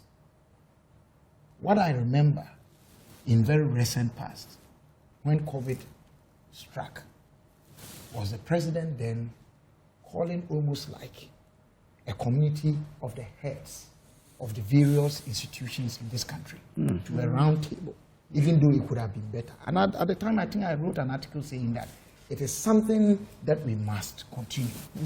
Let President Mahama call for a national dialogue, closed doors. Chiefs, leaders of political parties, organized leadership of organized labor, journalists association, interest groups. Let us have a dialogue on this. 2, I want to believe that at the end of the day, it will take collaboration and cooperation. And not say this regime alone can do it. You cannot. You can't. President Mahama cannot alone do it. You see, Usain Bolt, the best runner, his best record in 100 meters was 9.58. Yeah. The best record he has in 100-meter run was when he ran with 3 other colleagues. Yeah. In the relay of 4x100. He did 9.21. So you see the difference. Not the best of each of us can be better than the best of all of us put together with a concerted effort and focus. So let's do it that way. And in doing so, I think we should be very careful how we spread the or apportion blame. Because you don't get healed of cancer by going around looking for who else has cancer. If we are apportioning blame and we are calling people who have nothing to do with the problem as part of the problem or being complicit, we are discouraging them. Yeah, I mentioned the NCCE because they have a duty. Yes, but you mentioned it in a different... I said we need a mindset shift. Yes. And that is part of their mandate in this country. And I don't see that they have even, yes, I don't see them working. You didn't say they are complicit in illegal mining. No, I didn't say that. All I'm saying is that they should do what we are paying them to do. Yeah. Exactly. And this thing needs a multifaceted approach. All the things that we've all said here are relevant to tackling this problem once and for all. So NCCA, if you are watching, please do something. Help to educate people in the villages and help to in this national quest to have a mindset shift to those who are actually the youth who have been misled into participating in these illegal mining activities. I want to call on, organized labor again. The coalition against illegal mining. You see, I think that they have so much power that they could actually bring the whole country to a halt if they choose to demand accountability from the government. Organized labor can't do that. But the people with the people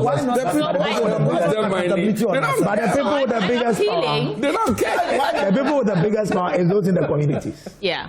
Because they are a lot, they are many. If they say they will vote out a government if they don't do, but because they also depend on it, it becomes a challenge. But if we can get them to agree that this is about your future, and therefore rise up and speak against it, I swear, I tell you, it would bring every government to most of the people who are in these communities, one way or the other, find themselves as part of organized labor. No? Those in the community? Yes, they work, don't they? Yes, but not necessarily, but they're part of it. What I'm trying to say is that it's okay. I think we've given this administration enough time to assess and figure out how they want to tackle this. No, especially when you promise to declare. To you when I make this point, right? And I think that it's time for us to call or fall back on ourselves as citizens and demand better. And we can only do that if we unite our voices and say we genuinely, vehemently opposed to this. Otherwise, we keep doing, it's a regime change, or we need new laws, or it would never change. So the government has their responsibility or their work cut out for them. But what do we do as citizens? It's not even about the water we drink anymore. The tuber, we are Ghanaians. Yes. We like the banku and the fufu, the tuber, the roots, vegetables we eat. They are all coming from the ground. And the water that is used to fertilize or whatever comes from polluted water. I'm so scared to even brush my teeth now with water from my tap. So I think that it's time for us citizens to stand up and get up again and say that, okay, we have given you enough time.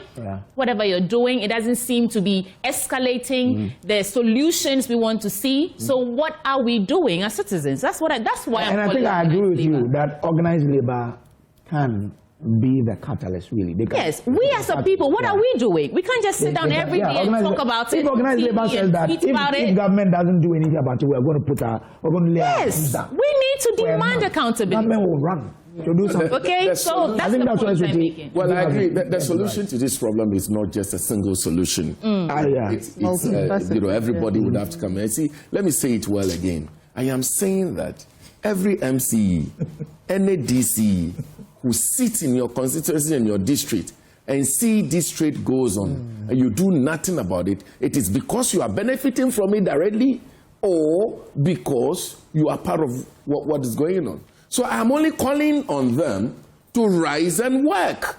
In my constituency, for example, now, it's a no-go area because we decided, my DC and myself, we decided that it's a no-go area. So Galamsey is not happening anymore. No, listen, you may not say it's not happening, but you cannot. Once we see you do it, we arrest you instantly. So today, I'm becoming, with the greatest respect in that sense, unpopular. But I like it. The DC is becoming, in that sense, unpopular, and I like it. He likes it because we want to stop it. And we can. We can. And we can't continue like this. I used to fish in a river, River Pra. Today, go there and see how it is. Today, look, when you harvest cassava, okay, there is a study that shows that there is mercury and cyanide found in cassava. That is how mass was killing ourselves. And we all eat cassava one way or the other. So, you see, we eat carrots. It's serious. We eat onions. We all root vegetables. How long are we going to get ourselves killed because of illegal mining?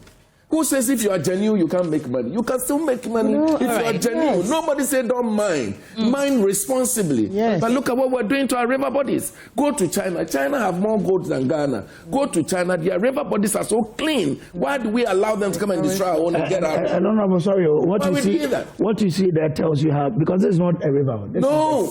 Yes, that's how we see the river. See the pollution. See. Oh, yes. See. See the pollution of the sea. We can't this could be the estuary of Pra in the sea at Shama. This could possibly be it. You see, every we talk about tracking excavators. Tracking excavators. It never worked. Yeah, let's listen to every constituency has an MP. In every constituency there are assemblymen.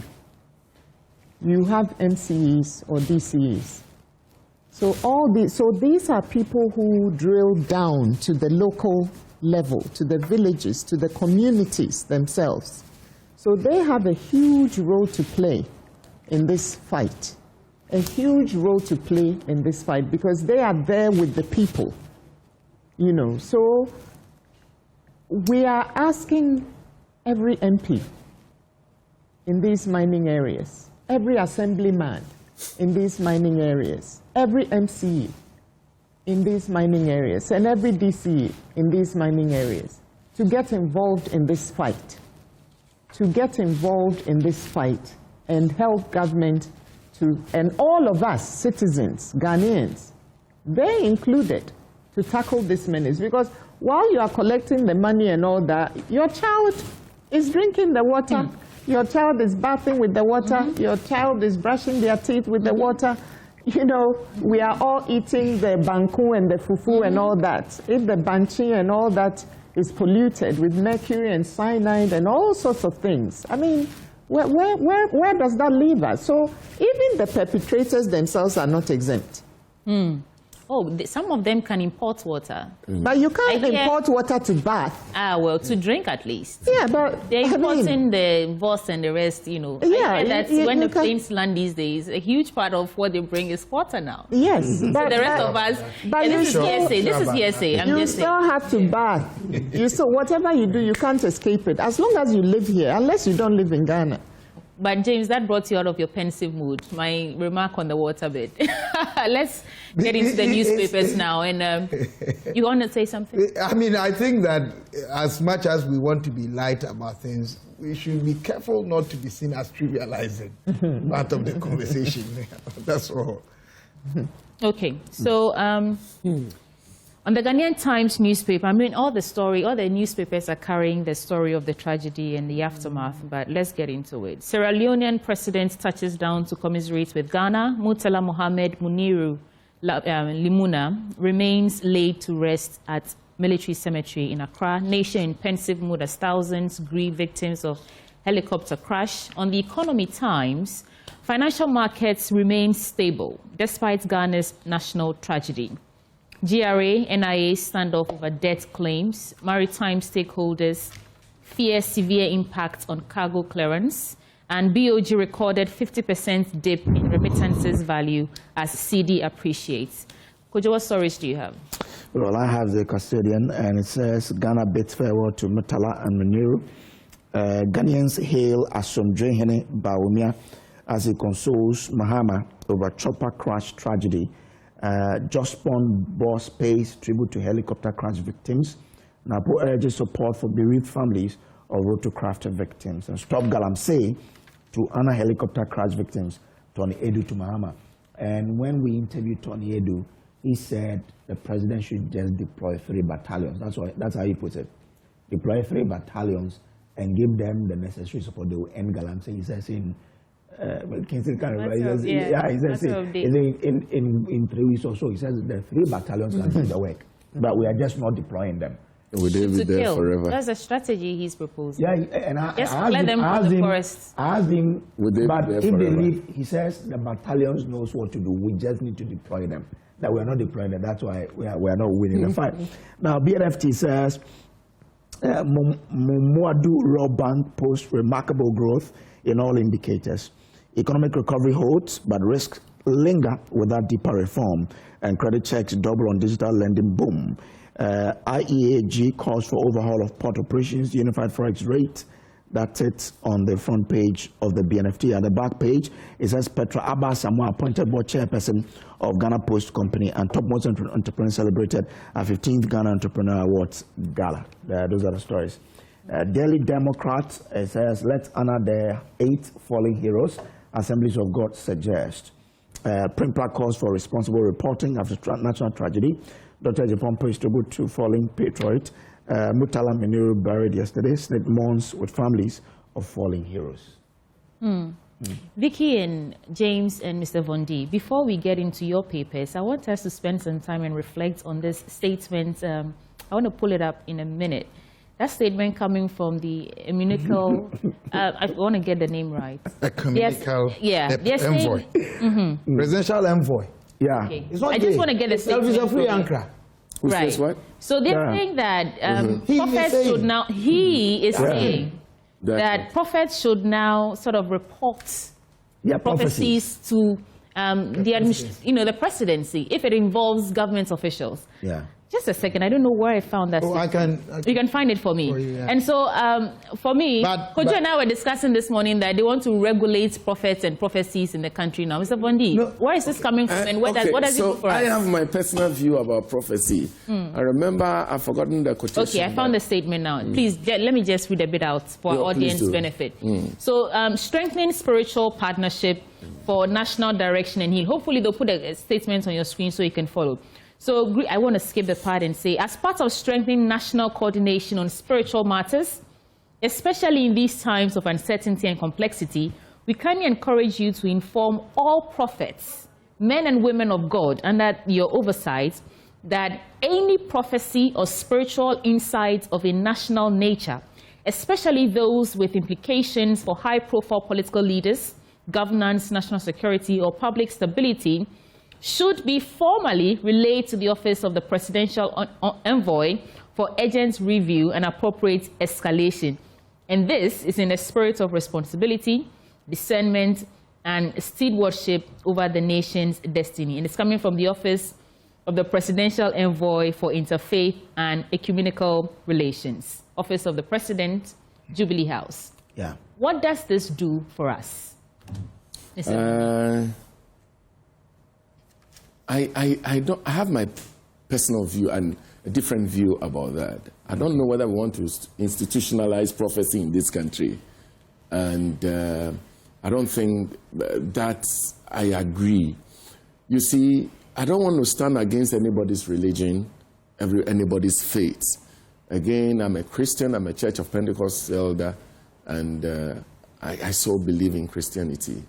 But you see, in the Bible, I think it's Prophet Isaiah or what have you. I've forgotten about the quotation. When he saw that a king was about dying, he did not go public telling everybody the king was about dying. He looked Ezekiel. He looked Ezekiel, right? He looked for him and told him that your days are numbered. Do ABC. I don't think that we should give, if you like, recognition to prophecies that if you have prophecy, go to the presidency and go and tell the president to do what?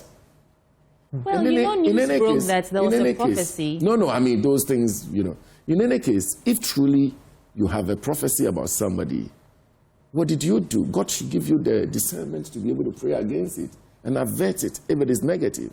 Why is it that we don't see prophecy about our economic recovery and, good things in this country? No prophet gives prophecy about but it's only people's death.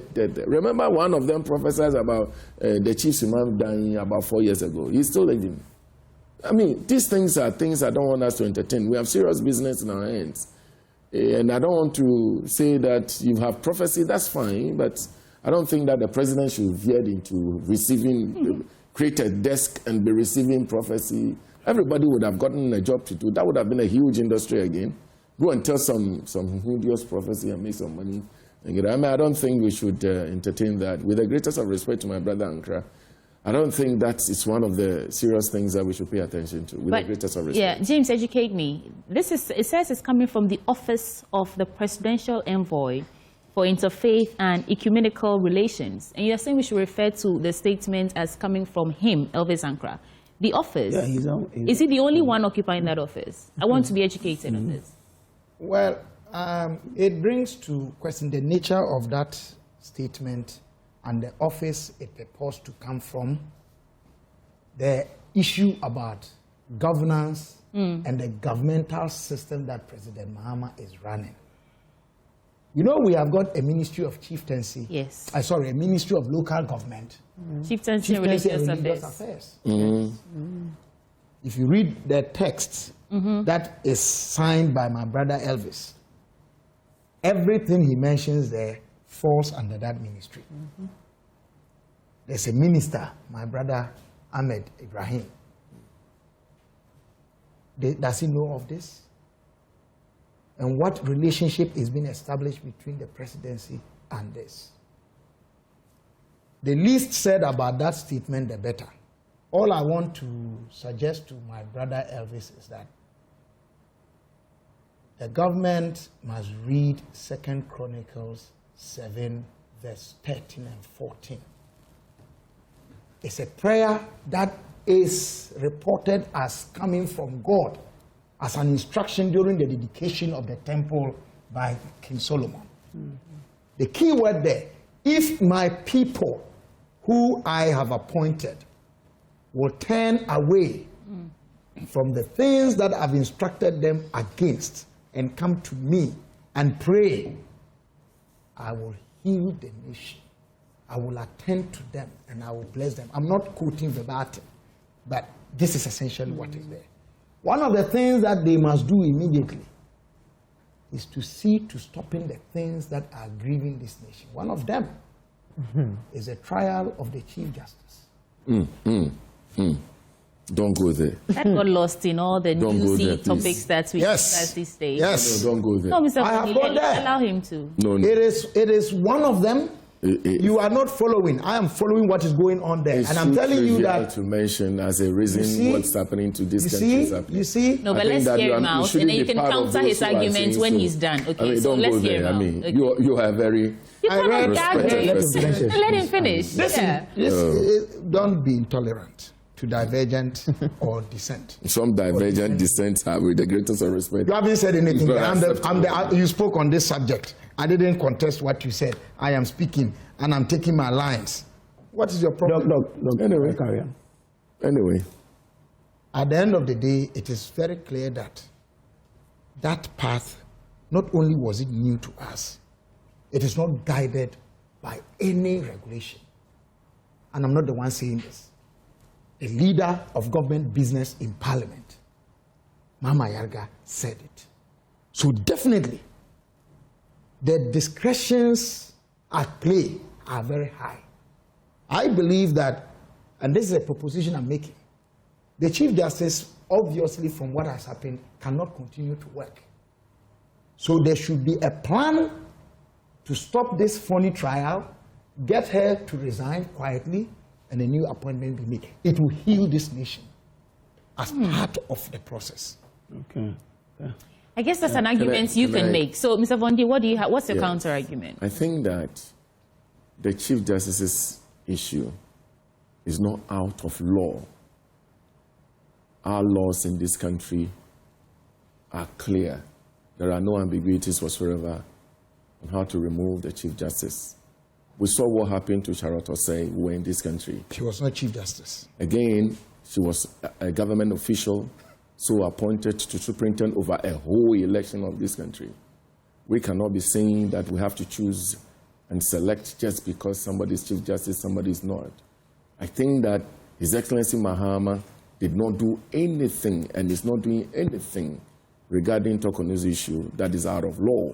Somebody should mention just one law that His Excellency John Dramani Mahama is abusing in regard to this Chief Justice matter. So for me, I think that we should grow out of this and let the laws work. We cannot be saying that the laws should be swept under the carpet just because it's an individual. No, we cannot do that.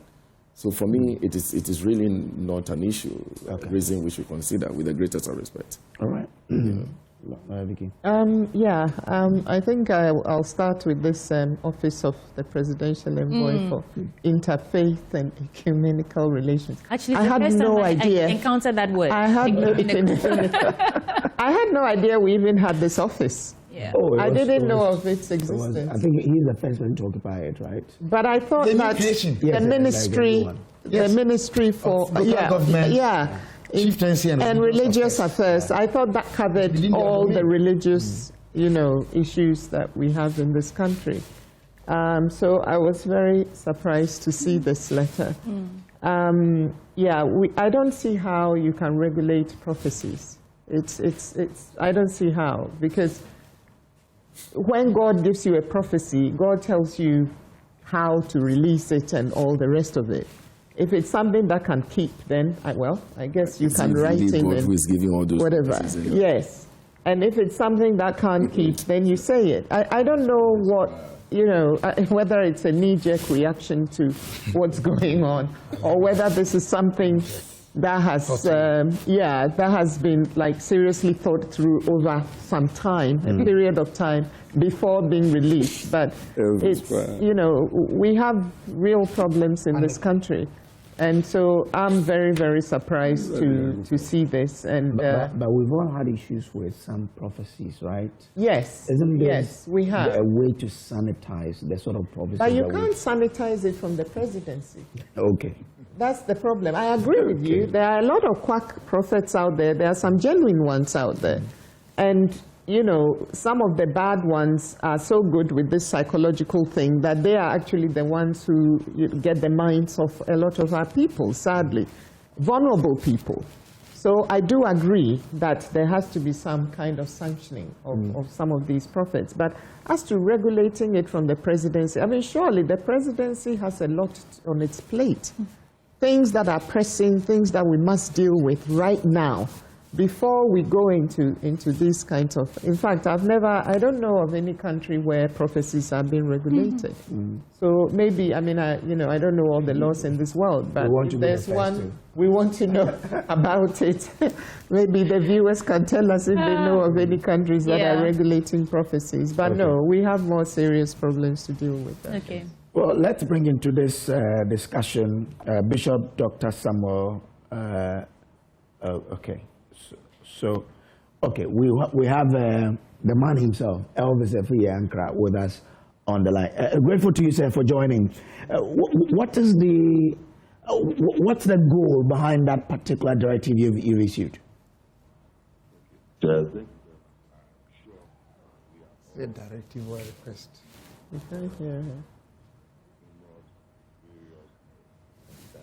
If you can hear me, I want to find out the goal of this. But first of all, clarify this for us. Is it a directive or a request you're putting across? Oh, a humble request. Okay. And what's the goal of this request you're putting across? Okay, so since the unfortunate incident of last week, we've all seen various video clips, TikTok, YouTube, of diverse prophecies of various kinds. Some of them are very frightening and very scary. And when you go behind, or even on air, most of them claim that when they see this, they don't have access to people in government. When they turn out of faith, don't have you'll be happy. Forgive us, your line keeps breaking a bit, so we're not able to follow you well. So if you can start again and probably position yourself a bit better for us. Hello, can you hear me now? Okay, yes, clearly. Okay. I am saying that most of us are aware of various and diverse video, audio clips, TikTok, etc., of various prophecies of all kinds since the unfortunate incidents of last Wednesday occurred. And most of them, when we go behind the scenes or even on air, they say that when they see these things, they do not have any means of getting in touch with the individuals concerned or the government officials. And so we decided that it was important that we create an avenue and a channel to be able to manage some of these things, because a lot of them have serious security implications. So we're saying that every man of God, prophet, pastor has every right to prophesy about any and everything they choose to. There's no problem about that. But we are humbly requesting that issues that have to do with the president, the vice president, senior government officials, and that have security implications, and emphasis on that. And so let me just read what we wrote. As part of strengthening national coordination on spiritual matters, especially in these times of uncertainty and complexity, we kindly encourage you to inform all prophets, men and women of God under your oversight that any prophecy or spiritual insight of a national nature, especially those with implications for high-profile political leaders, governance, national security, or public stability, should be formally relayed to the office of the presidential envoy for urgent review and appropriate escalation. So we're saying that the normal everyday prophecy is no problem, but I use this example. Can you imagine if a prophet gets up in America and says, Air Force One is going to crash? Multimedia, you are very sophisticated. Can you tell our listeners what would immediately happen, the kind of actions that will trigger? So we're saying that we don't want to get to that point. So we humbly are asking that if anybody has any vision, dream, etc., revelation of any such kind, they should kindly direct it to these contacts, and then they will be engaged. It will be weighed and assessed. Now, there is a scriptural basis, because we are dealing with largely the Christian faith, because that is where the prophets come from. Okay. If you look at 1 Thessalonians 5, verse 20 to 21, the Bible says, do not despise prophecies, but test us all and keep what is good. Again, you look at the Bible, 1 John chapter 4, verse 1. The Bible says, test the spirits, because there are many types of spirits. Okay. Again, So you say you will review these prophecies. How will you do that? Oh, there are teams of very experienced, learned. In fact, the Bible actually encourages review. I don't know if you have a Bible there. Maybe if I read it, somebody who's manufacturing, if you can kindly get your producers. So you read for me 1 Thessalonians chapter 5, verse 20 to 21. Can somebody kindly read it for me, please, respectfully? Okay. 1 Thessalonians 5. We'll pull it up, but is that how you're going to? You're going to first. It is 1 Thessalonians 5, 20 to 21. That's the verse that. Okay. Yes. But is that? So you are saying that it is in that context that you're going to review them? I beg you, can you kindly read it for our listeners? I beg you, please. Okay, we'll get it done quickly for you. We didn't come into the studio with. Okay. It's on your phone. Okay, so lawyer is reading for us. Yeah, lawyer. Do not treat prophecies with contempt, but test them all. Hold on to what is good. Good. Thank you very much. So, how do you? Yeah. What the mechanism? So that's what the Bible says. Are you okay? Yes. So how do you test them? And then 1 John 4:1 says, test the spirits. How do you do that? Okay.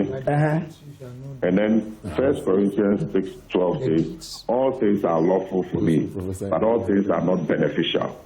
So what it means that within the context of scripture, there is way, it's even when there's a war.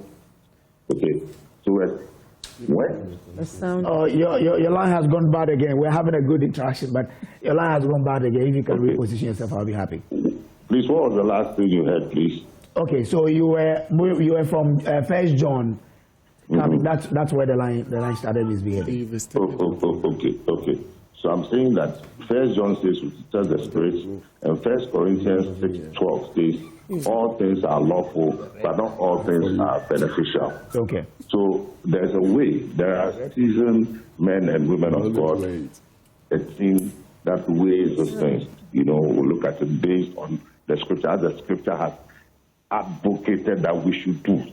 And then if you have to be called, you'll be called, you'll be spoken to. What did you see? What can be done about it? Behind the scenes, quietly. At the end of it all, if you look at the statement, we are urging the Christian community to pray.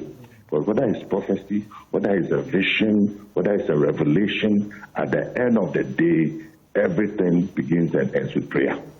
So we are urging the Christian community. God reveals something to you. It even puts a burden and responsibility on you. The Bible says God reveals to redeem. So the fact that God has revealed something to you means that God wants something to be done about it. And what best can be done about it is prayer. Oh, so you have the right men and women to help you analyze the prophecies to determine what to do next, right? Oh yes, more than enough. So that one is not a problem. Okay. It's not a problem at all. Yes. And the person involved, if need be, would also be involved, either by phone or will invite you or any other means by which we can engage. It's a constructive engagement. It's not, any negative. Okay. Yeah, you want to you ask him directly. Okay. Are you involved in... Kwabna, you sound a bit far away. You sound a bit far away, Kwabna. Okay, I'm asking you if you are involved in our traditional spiritualists. All faiths, everybody. Tradition, okay. But usually they don't go on TikTok. Why are you laughing? I mean, Mr. Ankrah, what about there are concerns that this doesn't fall under the purview, and it should go under the purview of the Ministry of Chieftaincy Religious Affairs. There's a proper way to say it. Local governance, chieftaincy, and religious affairs. Are you working closely with them on this bit? Very, very, very, very closely. If you see the National Day of Prayer and Thanksgiving, it was the minister who spoke before the president and introduced everything we're doing. Should a statement not have come from that ministry to give it more weight then? I believe that this office deals specifically with that aspect of the work. So, if to put it in another way, just like there's a ministry, but then there was a National Day of Prayer and Thanksgiving, which we chaired and we worked in close collaboration with them. It's the same spirit, it's the same attitude. Recently, we dealt with an issue along these lines when Nana Grada was tried and charged because of issues of fraud and all that. And it ignited a conversation about how we can sanitize the system from the influx of all these fake prophets all over the place. Now you're encouraging people to come to you with their prophecies. Do you see a conflict of interest there, where people are now, sort of emboldened to come to you at every point that they have dreamt about something regarding a government official? How do we then begin to sanitize the atmosphere when we have had conversations about doing that? Okay, so I think this is rather meant to sanitize. Because, first of all, I don't think it's correct and accurate to say that all the prophets are fake. I didn't say that. I said the influx of fake prophets, which means that yes, so there I'm are also some... answering. So I am answering the question. So I need to answer it well. Otherwise, tomorrow the quotation will be that I agree that fake prophets. So I'm putting it in context. Okay. I do not believe that all prophets are fake. That for every so-called prophet, there are thousands who have done a great job. So we shouldn't the most. However, I'm not very confident that because the concept, some of it has. Oh, I'm losing a huge chunk of what you're saying. So the last clear thing I heard was out of every 1,000 prophets, some of them are genuine. Or did I hear you wrong? No. I'm saying that out of every one prophet that is supposedly fake, there are thousands of them that are doing a good work to the glory of God. So we shouldn't bunch all of them together to say they are fake. We are creating this avenue to enable us to sanitize the system. We're saying that you can do your normal prophet, go ahead. But things that are buried, the 10%, 5%, the government officials that have a very practical street. You need to cut it. An analogy on another issue. Well, Mr. Elvis, Afriyie Ankrah, we have to let you go because we can't really hear you clearly. And hopefully in our subsequent bulletins, we can engage you for more clarity on this. Kojo wants to engage another guest. And, all right, so now we have a bit of clarity there, right? That they have the men in the office to do the evaluation of those prophets and to see how they are going to... I don't know how that's going to play out. I sharply disagree with any attempt to regulate faith and belief. It's a subtle way of usurping religious liberty. Okay, all right. I'm very mindful of that. But okay, I'll come to you for you to have your bite on it. But you know, there was a prophet who was given some sort of prophecy about Dr. Omani Boama and the fact that he wanted him to be brought to him. So let's watch that briefly, and then we'll bring in a bishop. Minister for Defense, the friend is saying, Omani Boama, maybe I will be on friend. I have a very deep message for him. And maybe a minister Boama, the new video will be on friend. Again, the prophet region. Amen.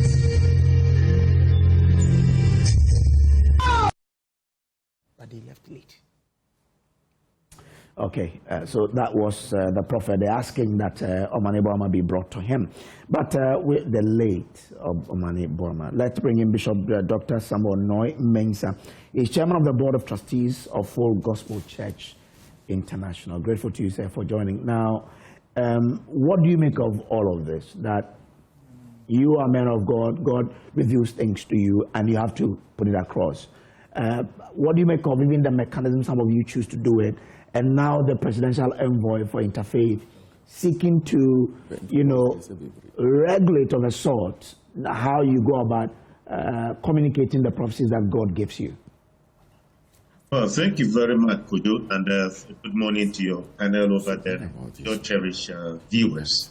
First of all, let me express my condolence to the nation, the president, and the immediate bereaved families that have lost these great men and men that serving the country.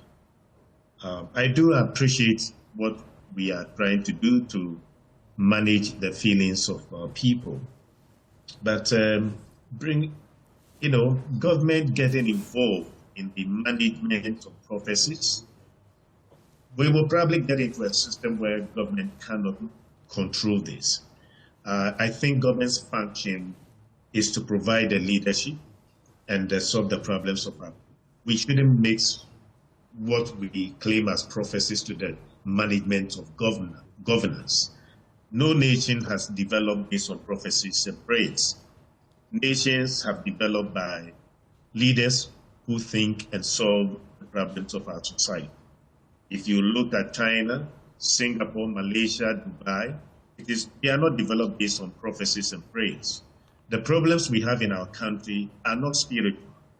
They are common sense problems that need common sense solutions and need critical thinking in solving our problems. And therefore, we shouldn't at this stage, in the midst of our tragedy, begin to wade into the situation thinking that prophecies and what have you should be managed. Now, unfortunately, there are a number of the prophets and the so-called prophets who are taking advantage of the tragedy and trying to take ownership of this particular situation as if they were the authority of the information and trying to claim ownership that they saw it and they proclaimed it. As one of your panelists said, how come all the prophets always spell doom for the country? And they can't see anything meaningful about our development and how we can move our country forward. But every time it's always prophecies of doom. I don't think we should encourage these things. Most of these prophets, if you look at them, and if you profile them, you realize that by and large, they don't belong to the organized Christian councils group, like the Ghana Pentecostal Charismatic Council, the Cali Bishop Conference, the Christian Council, the National Association of Charismatic Churches. They don't belong to these established systems, because these established councils are well trained in theology, and they know how to manage these things.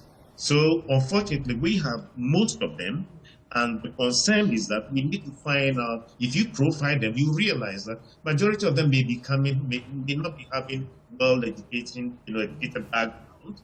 You will also realize that they just emerge, no good theological training, and also if you've been profiled, you realize that you come from a particular area of the region in the country. That should tell you that people just want to get into things and they're looking for a name. I think if it is difficult for the councils to manage some of these things, I belong to the school of thought that there should be a moment where government must come in to regulate some of these things. Because if we are not careful, we will get into a situation where we cannot handle. Because when people are poor by nature, they have become vulnerable. And it is easy for people to take advantage of their vulnerability. Okay? And therefore, there should be a time. If all these church councils cannot help to regulate, there should be a time where government has to come in and say this nonsense needs to stop. So that government needs to regulate some of these things. I mean, Rwanda, regulated the system, sanitize the system, and flush out some, unwanted, religious activities, bring sanity into the system. I think we are going to the extreme. I belong to the school of thought that government must come in to regulate the system. If the church councils can't do that, then government must step in to regulate so that some of these things can be curtailed. So this would be part of my initial comments on this issue where we find ourselves. I don't think, with the greatest of respect, the Honorable Envoy Ankrah should really get into some of these things. I mean, our president has so much to deal with. He shouldn't be bogged down with the so-called prophecies and what have you. Otherwise, people will take undue advantage, create a job for themselves, and go tell president all kinds of stories. Listen, we will be doomed if we allow these type of things to linger around and then begin to listen to all prophecies from different groups of people. We must stay focused. Our president should stay focused. He must be resolved about what he's doing.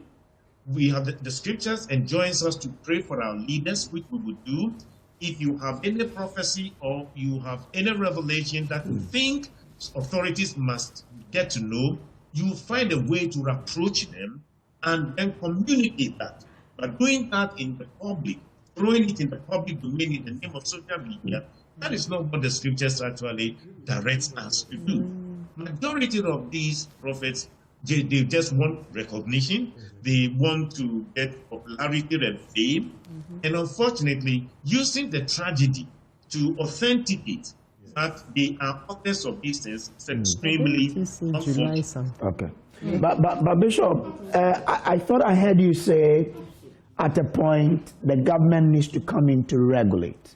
So at what point should government come in to regulate? Not now? Well, we need to find a way to start. Government, first of all, must have conversations with the church councils and let them know that these excesses needs to be controlled. Let's give the church councils the opportunity to come up with a solution. If they can't find solutions, then government must come in. Okay. Dr. Samuel Noy-Mensah, he's a chairman of the Board of Trustees of Full Gospel Church International. And as we are winding down on this conversation, I just want to bring... Bishop, thank you so much.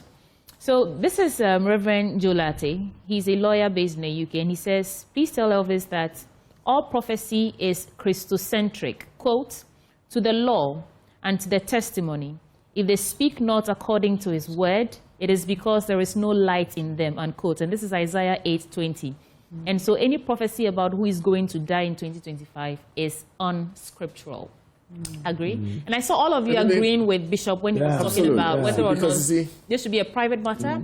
Leave the people to find their own way to relay this prophecy or information to you rather than open invitation to every prophet in this country. You see, gentlemen, your final take on all matters. If you read Isaiah 38, verse number 1 down there, you see how all these things are handled. You don't go public, talking about it for everybody to know you are the champion. You are the one who is able to hear from God. And I enjoy, they will call themselves man of God. With the greatest of respect, nobody is man, God's good. We are all men of God, you know. Yeah. And so I like the way Doug handled the thing. And I think that's how it's supposed to be. The Vice President of the Republic of Ghana, Professor Nana Jane, says we should stop the blame game and allow the investigative bodies to work. And I think that I agree with her 100%. Because if we want to begin to speculate about what happened, we say things we shouldn't say. And so and I'm grateful to God that, you know, we found the information box, the black box. Yeah. I mean, so it should be reviewed. I'm sure that we'll get very useful information from there. And then we'll be able to get proper conversation on this particular, matter. But it will continue to speculate. I don't think that will help anybody. For me, I think that we should all leave it and see how the investigation will go. So we can talk from there. Thank you very much. Okay. James. There's a world war going on. It has been since the foundations of the world between the forces of good and the forces of evil. The side we choose will dominate in our lives. And according to the book of Proverbs chapter 14, verse 34, righteousness exalts a nation, but sin is a reproach to a people. I want to plead with us, sons and daughters of Ghana. God did not place us at the center of the universe, the world, for nothing. Let us act right. Let us show mercy. Let us walk humbly before God. And He will be with us in all our troubles and our trials. In the end, we can come out of this better and stronger.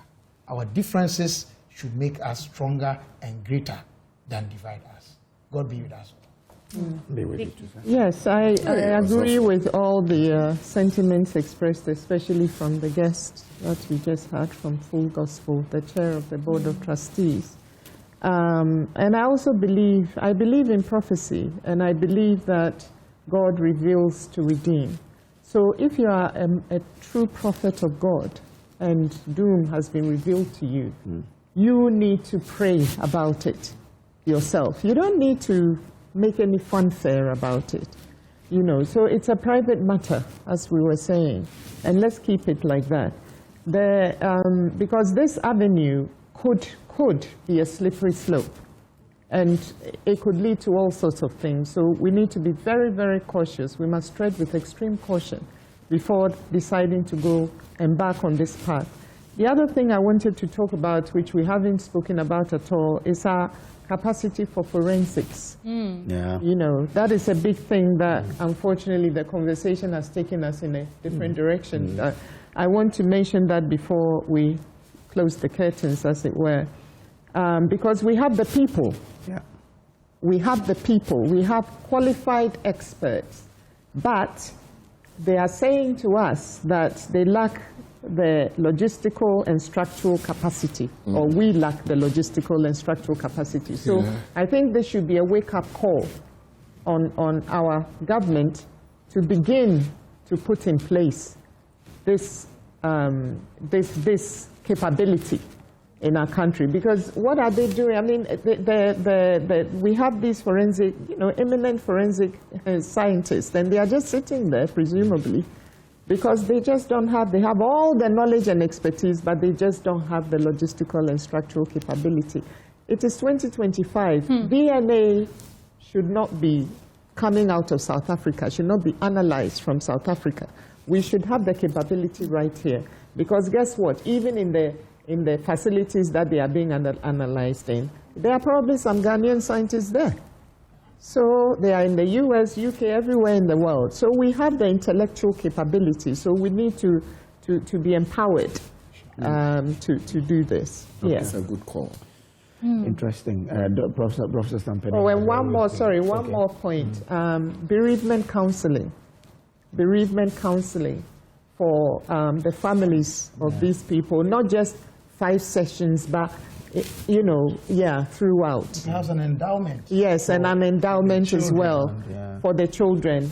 They must all get scholarships to be educated all the way through.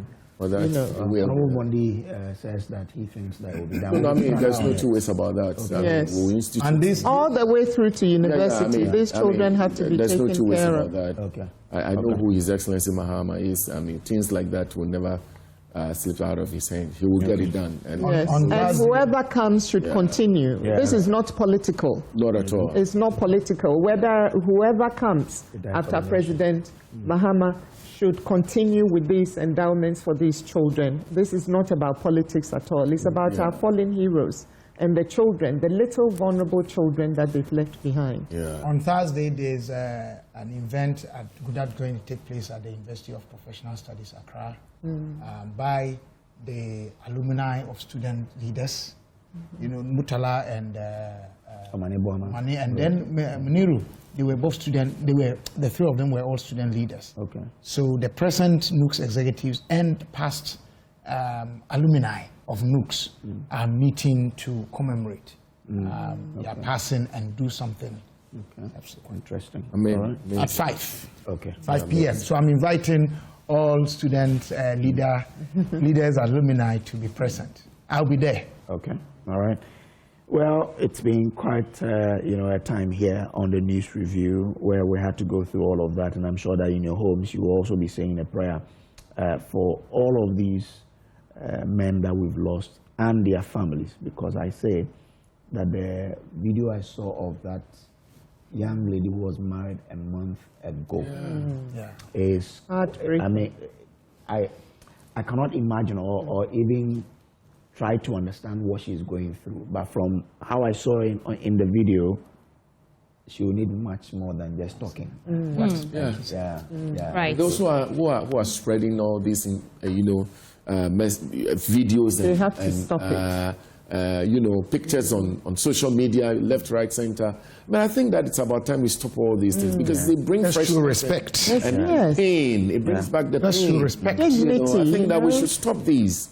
I mean, nobody's going to benefit from it, I mean, we are playing that video again for you to see that young lady who was married a month ago, and the husband has just. I mean, when you see her, you can look at her.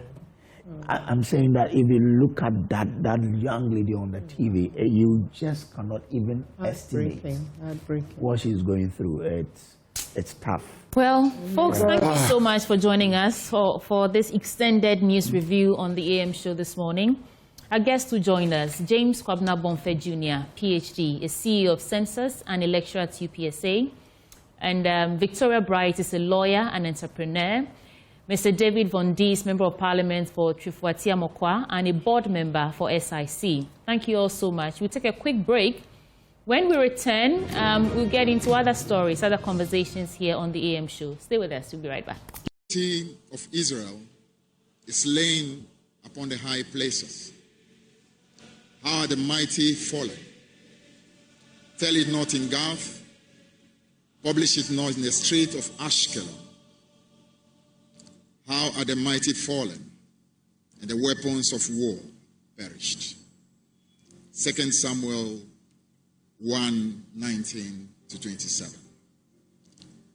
The tragic passing of 5 towering stalwarts of the National Democratic Congress struck like lightning from a clear sky, shaking both the NDC and the nation at large. News of their death was met initially with disbelief, but then sunk in and has left very deep grief in the hearts of the NDC. Even after confirmation, the reality remains very difficult to accept. Why must the good, the selfless, and the brave depart so soon? The answer remains elusive. Dr. Edward Omanibuama, until his passing, was in charge of the NDC Electoral Directorate. And his contribution was enormous. He was the very heart of everything that we did, as far as the day-to-day electoral activity of the party was concerned. May his memory be a blessing. Dr. Ibrahim Murtala, from his time as Secretary General of the All Africa Student Union, through Parliament, to becoming first a Deputy Minister, an MP, first in Nanton in 2012, and now Tamale Central, remains a true comrade, a man who loves to go by the title Comrade Murtala, which reflected his deep belief in solidarity and collective struggle. Dr. Samuel Sapon, a stalwart of our party in the Ashanti region, forged through the PNDC era, and as a former police officer, that discipline, punctuality, reliability, and sense of duty stayed with him throughout until his untimely demise. He was a dependable servant of the party, a man who truly embodied service above all. Alhaji Muhammad Muniru Limona, a devout Muslim, philanthropist, seasoned public servant, a deep and strong member of our party. We want to remember his memory as well and pray that his memory remains a blessing. Honorable Samuel Abwaji Kweku Edu, who rose to contest the Obuasi's East parliamentary seats both in the 2020 and 2024 election, and subsequently was appointed by President Mahama to become the Deputy Director General of NADMO, where he served with energy until his untimely passing. May his memory be a blessing as well. These five men embodied the very lifeblood of our party, each unique yet united by their commitment to our party's ideals. They shone brightly in the public eye and worked diligently to ensure that NDC is where we are today. In that final moment, the journey that took them was the journey that centered around gold. How gold has become, instead of a blessing that it was meant to be for our country, it has become a means by which poison is affecting our country's waters, forests, lands, which is the very degeneration that has happened to our country. Their lives have been lost in an effort to ensure that gold again became a true blessing for our country. What we can do in order to honor their memory is to ensure that this battle is waged until gold again become a true essence of this beautiful nation. Gold become the true embodiment of what this nation was meant to become. A true golden nation that is supposed to inspire not just the West African region, Africa and beyond. May the Almighty grant them eternal rest. May their memories remain a light for all who labor in the vineyard of our great party. Weeping may endure for a night, but joy shall come in the morning. Kiddes may go, kiddes may come, but the fire of the revolution shall abide. Thank you. The President of the Republic of Ghana, please allow me to stand on the protocol established and to go on to make my reflections. This is not a time for perfect words, nor a time for the right thoughts, because there are none. Many of us here have experienced our departed colleagues in different places and times, in many ways and forms, even contexts, however momentarily, however lengthy. Those experiences now crystallize into memories, those that we now hold and those that we can latch on to. But the conclusions always cuts both ways. Should we ask our colleagues who usually would have been with us at public events such as this, I believe they would have their stories too, personal, formal, intimate or otherwise, of their encounters with us, those who mourn them today. Just that we cannot hear their voices, we cannot share their narrative now, but we recognize the quality of the material they brought to the national table, which is the agenda for development. They have played their roles, and admirably so. They have served their nation and humanity well. How about us? What we feel, and palpably so, is the bewilderment, the confusion, the anger, the sadness, the denial, the grief, maybe acceptance at some point. What we know now are emotions that are expressing themselves from many quarters, including grieving parents, family members, siblings, wives, children, colleagues, neighbors, friends, and many others. And many more others who never knew them, but who hurt anyway. We have a nation in mourning. What we anticipate is a demand for answers. Abiding questions may include, why is this happening? Why did this happen? Why now? Why them? What should we do? What should we know? What are the lessons? How should we learn the lessons? How should we apply them? This is definitely not a time for distasteful gloating over the misfortune, for postulation. This is not a time for apportioning blame. It is a time for sober reflection, of paying attention to detail and to facts. A time for ensuring that mishaps are avoided going forward. It is a time for considering if the unhelpful barriers we consciously continue to build and maintain, which persistently divide us as a people, is worth the effort. It is a time for wishing our colleagues who have perished in the line of duty peaceful rest. It is a time for praying for comfort for their families and for everyone.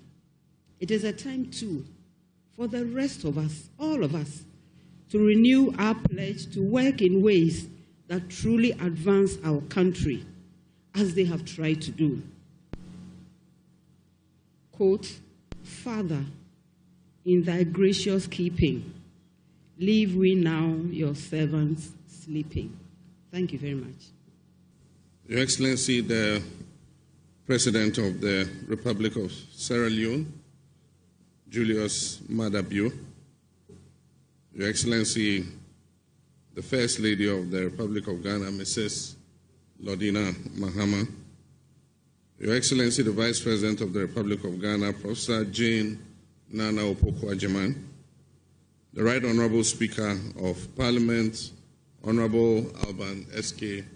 Bagbin, the Acting Chief Justice, Justice Paul Bafo-Boni, and Justices of the Supreme Court and members of the Judiciary, Your Excellency, the former President of the Republic of Ghana, John Agyekum Kufuor, Your Excellency, the former Vice President of the Republic of Ghana, Dr. Mahmoud Bawumia, the Chief of Staff, Minister of State, senior government officials, the National Chairman, General Secretary, and members of the National Democratic Congress, members of the Council of State, members of the clergy, both Christian and Muslim, traditional leaders, heads of security services, members of the diplomatic corps, heads of international organizations and agencies, families of our gallant fallen heroes, friends from the media, ladies and gentlemen, the good people of Ghana. We gather tonight under a cloud of shared grief, our hearts heavy with the profound sorrow that has gripped our nation. The news of the helicopter crash at Adansia Krofom, which tragically claimed the lives of 8 of our beloved citizens, all of whom were proudly serving our great nation, has shattered us to the core. Our nation is indeed in deep mourning. In my official capacity as President of the Republic of Ghana, I wish to extend the sincerest condolences of our nation to the bereaved families, the spouses and children who have lost pillars in their lives, the parents, the siblings grappling with the unimaginable pain, and the countless friends, colleagues, and community members who cherish these dedicated individuals. Ladies and gentlemen, we come together tonight not solely as a nation divided by regions, ethnic groups, or political parties, but as a nation of brothers and sisters held together by the fundamental understanding that we are indeed each other's keepers. Each one of us stands at the center of a vast network of people that extends beyond any single region or ethnic group. That was precisely the case with our 8 brothers we have just lost. Combined, I'm certain that the communities that they touch span the entire width and breadth of this nation, creating an interconnected tapestry of human relations. We're truly one seamless, unified family, and therefore we must not only mourn as one, but commit to healing as one. Their ultimate sacrifice, though painful beyond measure, serves as a powerful reminder of the profound work that remains to be done for Ghana. We know with absolute certainty that they will not want us to be paralyzed by grief.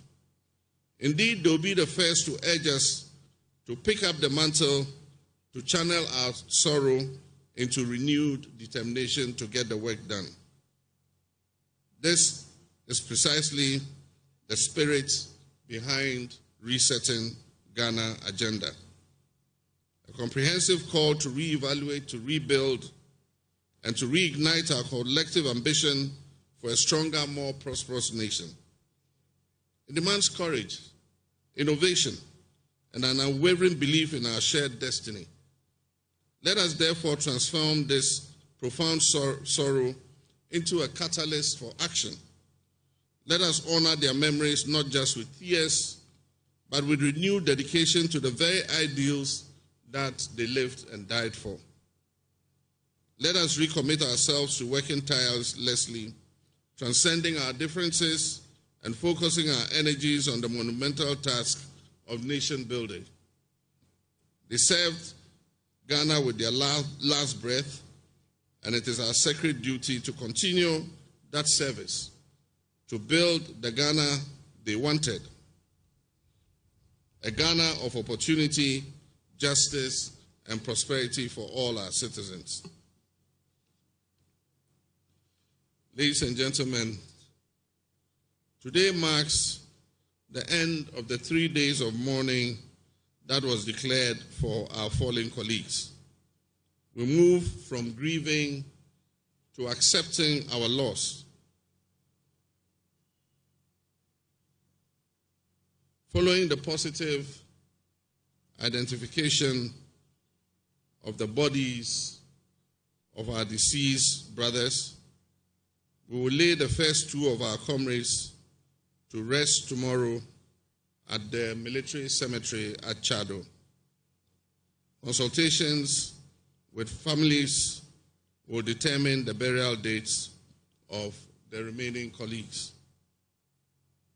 This is the enduring legacy they would expect, the progress they would demand. In closing, I would like to leave you with the poignant words of another native son of ours, one who served this country well, and who was also taken from us suddenly and in an equally violent and shocking manner. And the brief poem is titled, The Journey Beyond. And this son of ours is Professor Kofi Awuno, who was a former member of the Council of State. And I quote, he says, the howling cry through the doorpost, carrying boiling pots, ready for the feast. Kutsiami, the benevolent boatman, when I come to the river shore, please ferry me across. I do not have tied in my cloth the price of your stewardship, unquote. I'm certain countrymen and women that at the end of their passage, our 8 comrades will be met and welcomed on the other shore of the river by Professor Kofi Awuno, who wrote that poem, His Excellency Professor John Evans Atamils, Madame Theodosia Salome Oko, His Excellency Jerry John Rawlings, Osajifo Dr. Kwame Nkrumah, and all the other past great sons and daughters of our dear nation, Ghana. May the souls of our comrades and colleagues rest in perfect peace. May God bless their families and all who knew and loved them. And may God continue to bless our beloved homeland, Ghana. I thank you. We are so heartbroken, we are distraught, and we are confused. But they would want us to pick up the pieces and to soldier on and continue from where they left off. May their soul rest in peace. They were on a national duty, and this tragedy came to cross and take their precious life away from their family and from the nation. Dominified way to the family. I encountered Mutala in so many ways because he was a student activist and I was an activist too. And so I recall I had interest in SRC in Legon, and of course eventually ran for SRC presidency in Legon. And he also ran at a point in time. So there was a law we were doing together, a General Assembly, and forth and back. And he was such a fantastic, young leader that we all looked up to. It is a sad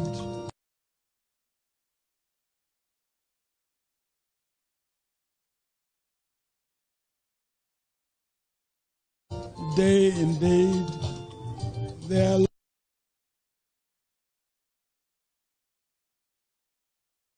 loss has been in very tragic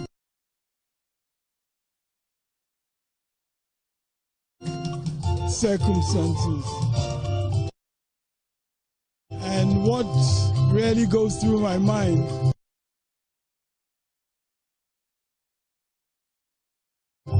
is a loss to their families.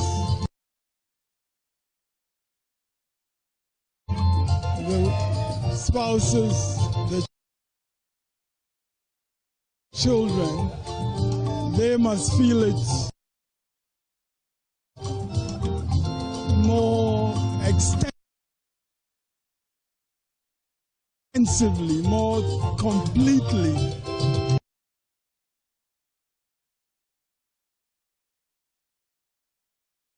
Than the rest of us. My brother, let me say, within this period, the first shocking accident was 16 people who lost their lives when they were coming from a crusade. That was a particular church. Then followed by these 8 gallant heroes that we are mourning. And it has become like a cloud on the nation. Is it the airspace that is safe? Is it by land that is safe? Or where is the safety for us now? As MPs, I think you know how our offices are. We share the space for visitors and all that, you know. And people are always coming in to see him and all that. And he was a very intelligent person, very well learned, and in Arabic. He was also very learned in his religion. I don't know what level you call them, whether sheikhs or whatever, but Murtala was definitely one of those. Very learned in Arabic, in the Quran. And he had really read in depth, aside from his PhD in political science and all that, he was just cutting across. And he was a very good extempore speaker. Today tells us, from what the president has said, from all the other dignitaries have said, it tells you that in the end, all that we have left is memories. And therefore, when we are here, we should lead an exemplary life. We should be each other's keeper. We should work for this nation. We have all come from Allah, and to whom we shall all return. And that is what I expect my good friend, my good brother, my nephew, Honorable Dr. Murtala Muhammad Ibrahim. This is what he expects from me. 3 days ago, when we were going to send exhibits to South Africa, I had so many calls from so many people why I was not wearing black. I couldn't wear black because he had cautioned me that in times like this, we shouldn't mourn, and that we should give praises to Allah. That was such a devoted Muslim, to the extent that he would not let anything that goes against Islamic religion, be done.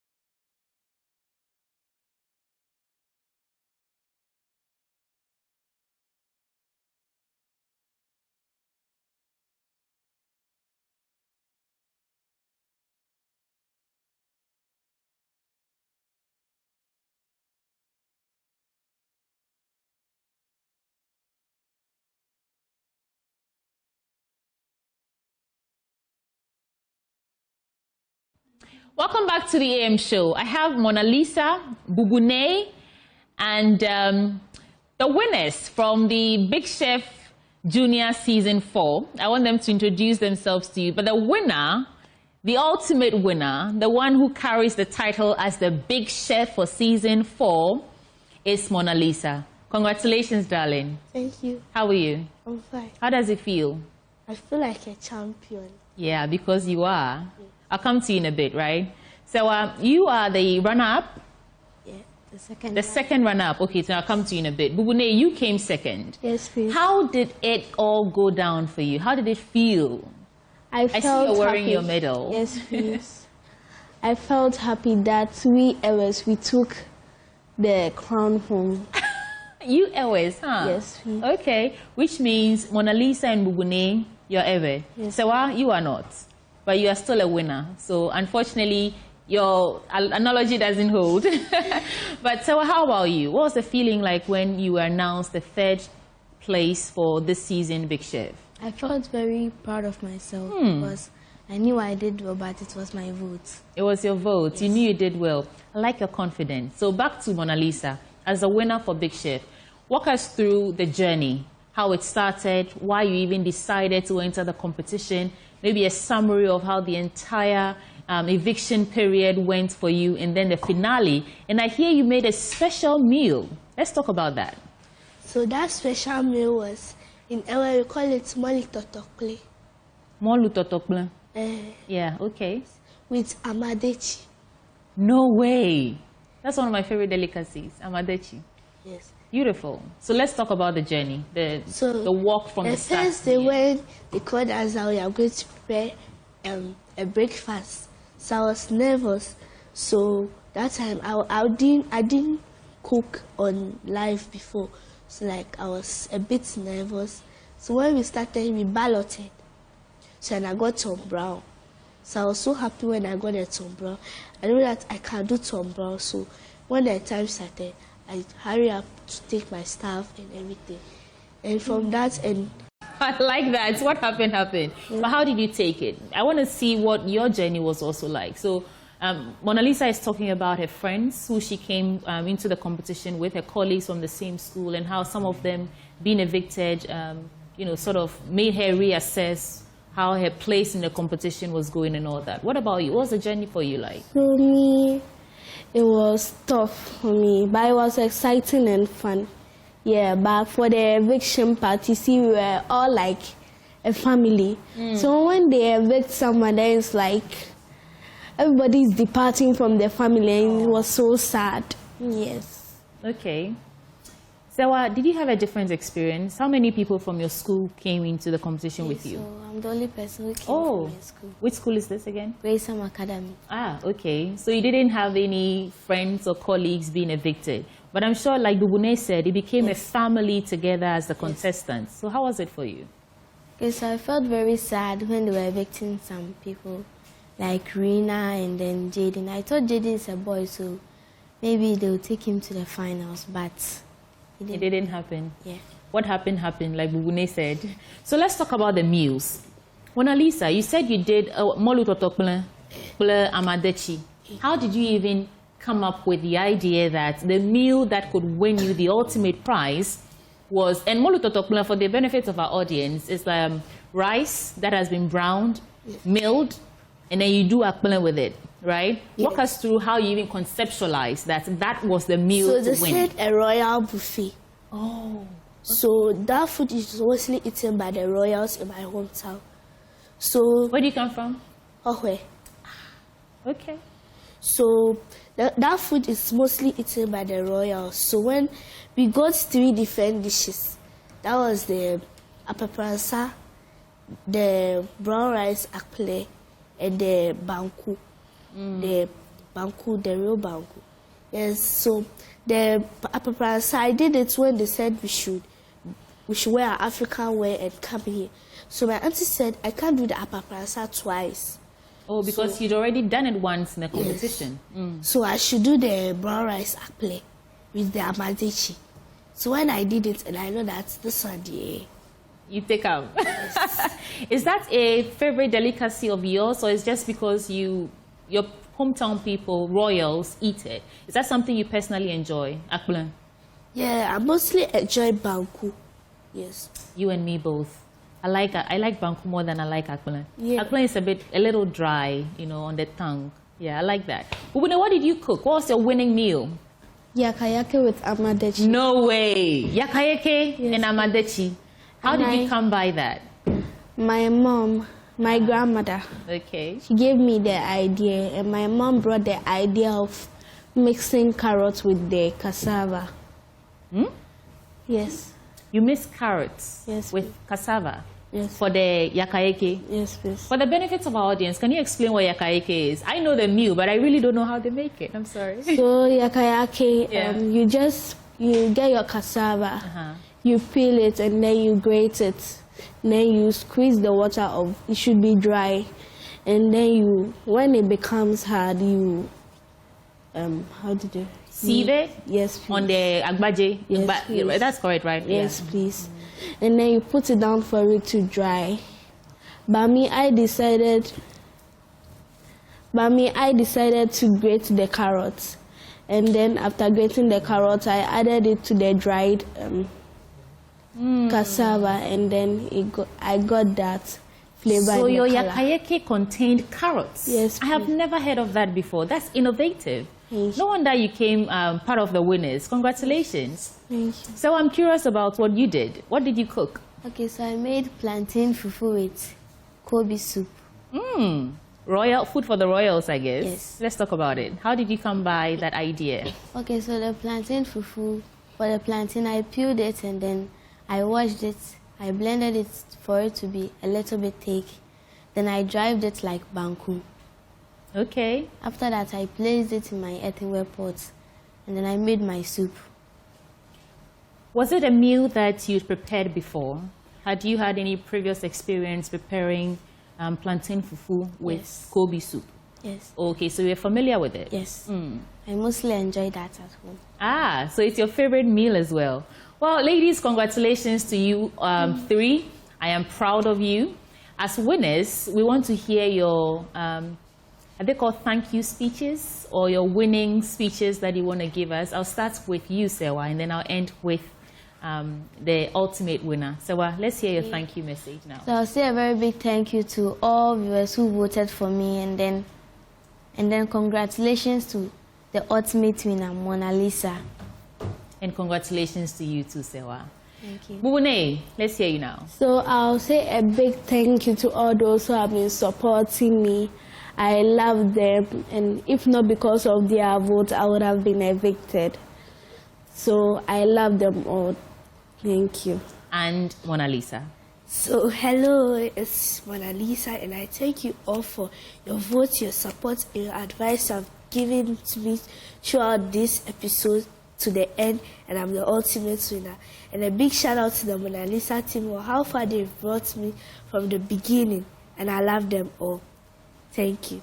What does this mean for you as the winner for Big Chef Season 4? What are you going to do with this victory now that you have I'm it? planning on opening a cooking vlog on social media. Way to go. Okay, a vlog where you teach recipes and stuff for social media. Yes. That's wonderful. Have you started? Yes, yeah. You're yet to start. Well, we'll be watching and looking forward to that vlog. I'm sure all our audience would love to follow you and learn some recipes from you. I want to learn how to do the molototoklen and the amadechi. Thank you so much. Bubune, what are you going to do with your victory? So I know that it will open so many doors for me. So yes, I'm also, what I've added to my notes, I'm going to research more and be adding more notes so that I can learn more recipes. Yes, please. Do you want to be a chef? Do you guys have culinary ambitions? Yes. You want to make a career out of this? Yes. All three of you? Yes. Wonderful. Sewa, what about you? What do you do with your victory now? Okay, so create awareness for kids in my community so they can also join, and then I'll research more and then have more recipes. Thank you all so much for coming. Sewa won with plantain fufu and kobe soup. Yes. Bubune won with yakaeke with amadechi. And Mona Lisa, the ultimate winner, won with molu totokple with amadechi. So 2 amadechis versus 1 kobe soup. Congratulations, you all. All right, so there you have it, the 3 winners of Big Chef Junior Season 4. And these are the ones to watch out for. They will be opening restaurants, cooking vlogs, etc. Please support them in any way that you can. I'll take a quick break. When we return, Kojo Brace has an interesting conversation for you. We'll be right back. All right, welcome back. Let's wrap up the whole show on something that brings revenue to the country, something that really helps in us getting the money that we need to build this country. Share. So I have with me in the studio 3 gentlemen. Eric Banye is project director for the World Share Expo 2025. Emmanuel Owusu is the National Planning Committee member, as well as Fred Asante Omane is also a National Planning Committee member. Gentlemen, good morning. Thanks for coming. Thank you very much. Let me start with you, Eric. Why or how is Share that important to Ghana's economy? Thank you very much. Before I make a statement on it, let me, on behalf of the National Planning Committee, chaired by Mr. Alex Obgepa, express our deepest condolence for the tragedy that has befallen this country since last week, particularly that one of them, Honorable Murtala, was also penciled to be part of us in this particular event. And more closely because he was one of my mates in Legon. So it's quite sad. We are feeling the grief, honestly speaking, and I want to use this opportunity to solidarize with the family as well. And may the souls of the 8 departed sons of this country rest in peace. Thank you very much. Okay, so now to why Share is that important to the economy. Okay, thank you very much. Yes, Share is very unique to this particular country, and it's one of the major commodity in the 5 northern regions, formerly 3 northern regions, covering with more than 1 million women and youth involved in the sector, and also generating huge economic resources for the country. And it's not just a subsistence crop, but women are using it to engage, to get socially connected, to also generate income. And for the country as a whole, It offers a very huge potential to the country in terms of foreign direct investment. And then also the number of people that can be employed in the sector is quite huge. Most times you find people calling it as the cocoa of the north or the woman's gold. So that just epitomizes how relevant the crop is in the northern sector. So this particular event is basically one of the largest multi-stakeholder forums. Yeah, but even before we get there, I mean, you talk about the potential of it. Do we know its contribution to the GDP of this country?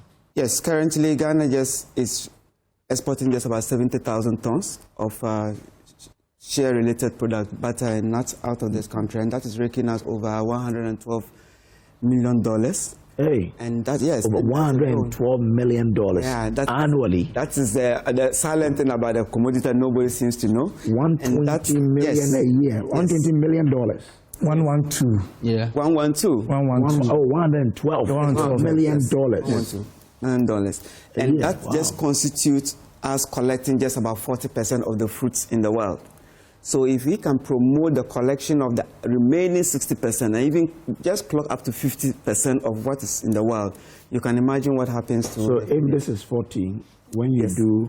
Some basic mathematics, when you do even 80... You double it. 422, so yes. $2 million. And this is just cash coming to the country. There's, excluding the number of youth that are employed, the number of women that are employed in the sector. So it's a huge sector that we cannot just ignore, and that's why the current government is taking so much interest in it under His Excellency President Mahama to grow the sector. And we are very convinced that in the next couple of years, if we put a lot of attention in it, it could be the cocoa again for the North, and we need to diversify the product. Thank you. Emmanuel Usu, I mean, how are the youth being involved in this? If we're getting this amount of money, it means that really, if young people are motivated to go into it, we can change lives. So how are the youth being involved? Well, certainly we can change life, and essentially that's the more reason why this Shea Expo has come to us.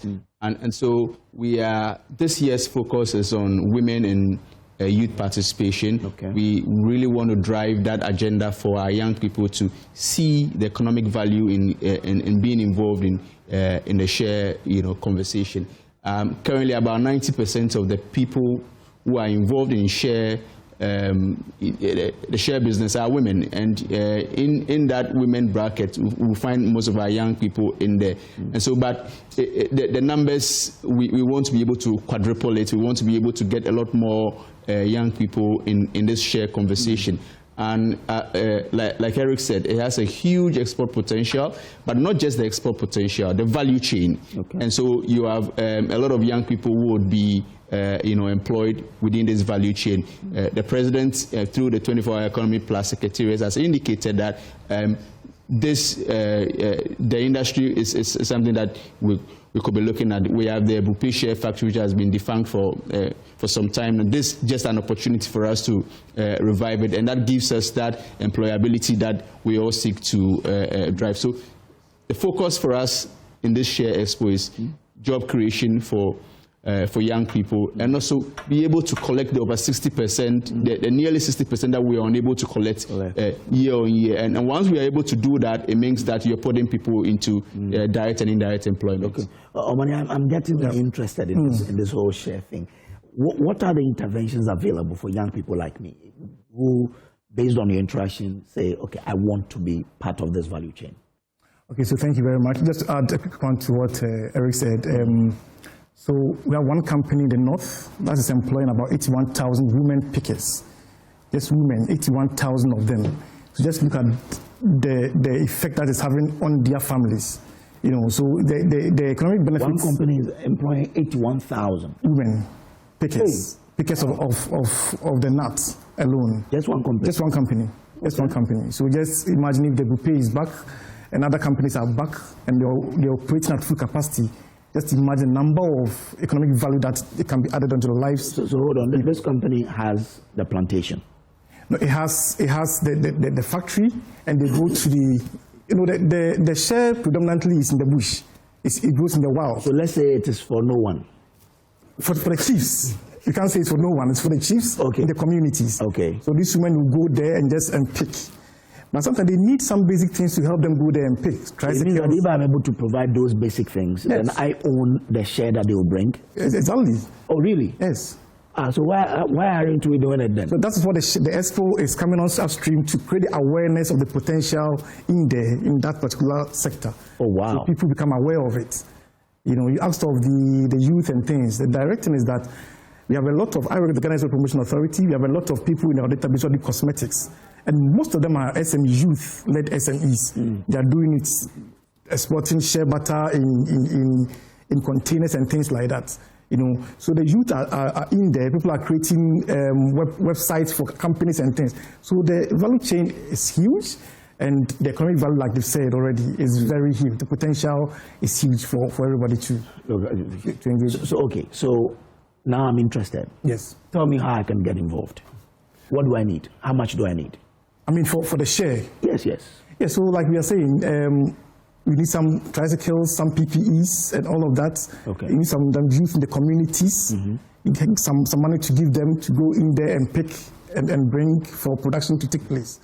So I can't quantify. There's a ready market to buy It's a ready market. Share.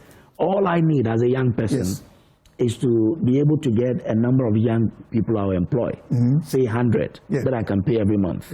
Provide PPEs, provide tricycles. That's it. That's it. Wow. Yes. You're in business. You're in business. So the entire sector actually is very profitable, right from the collection to the final product, even to export.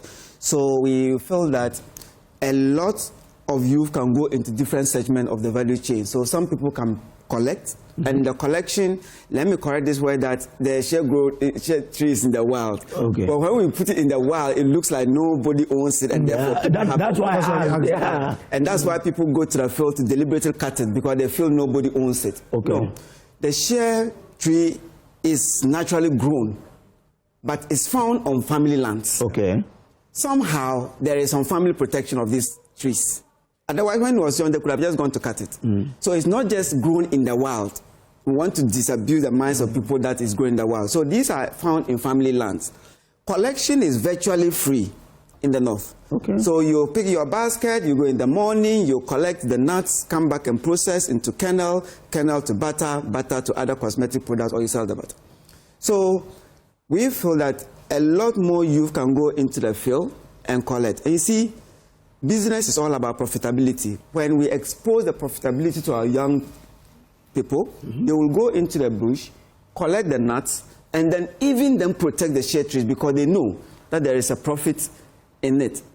Because others are not involved in the shea sector, they deliberately go to cut it for charcoal. And for us, it's increasingly getting worried that almost about 5,000 hectares of shea park lands are destroyed on a weekly basis, yes. And this 5,000? Yeah. Is it what, acres or hectares? Hectares. A week? Yes, because they are using it for charcoal. And you can see the high demand for charcoal. Predominantly 80-90% of charcoal you find in Accra is from shea trees. Oh. Yes. So it's about the profitability of it. And so we are doing multiple things. We are developing the value chain for employment, for income.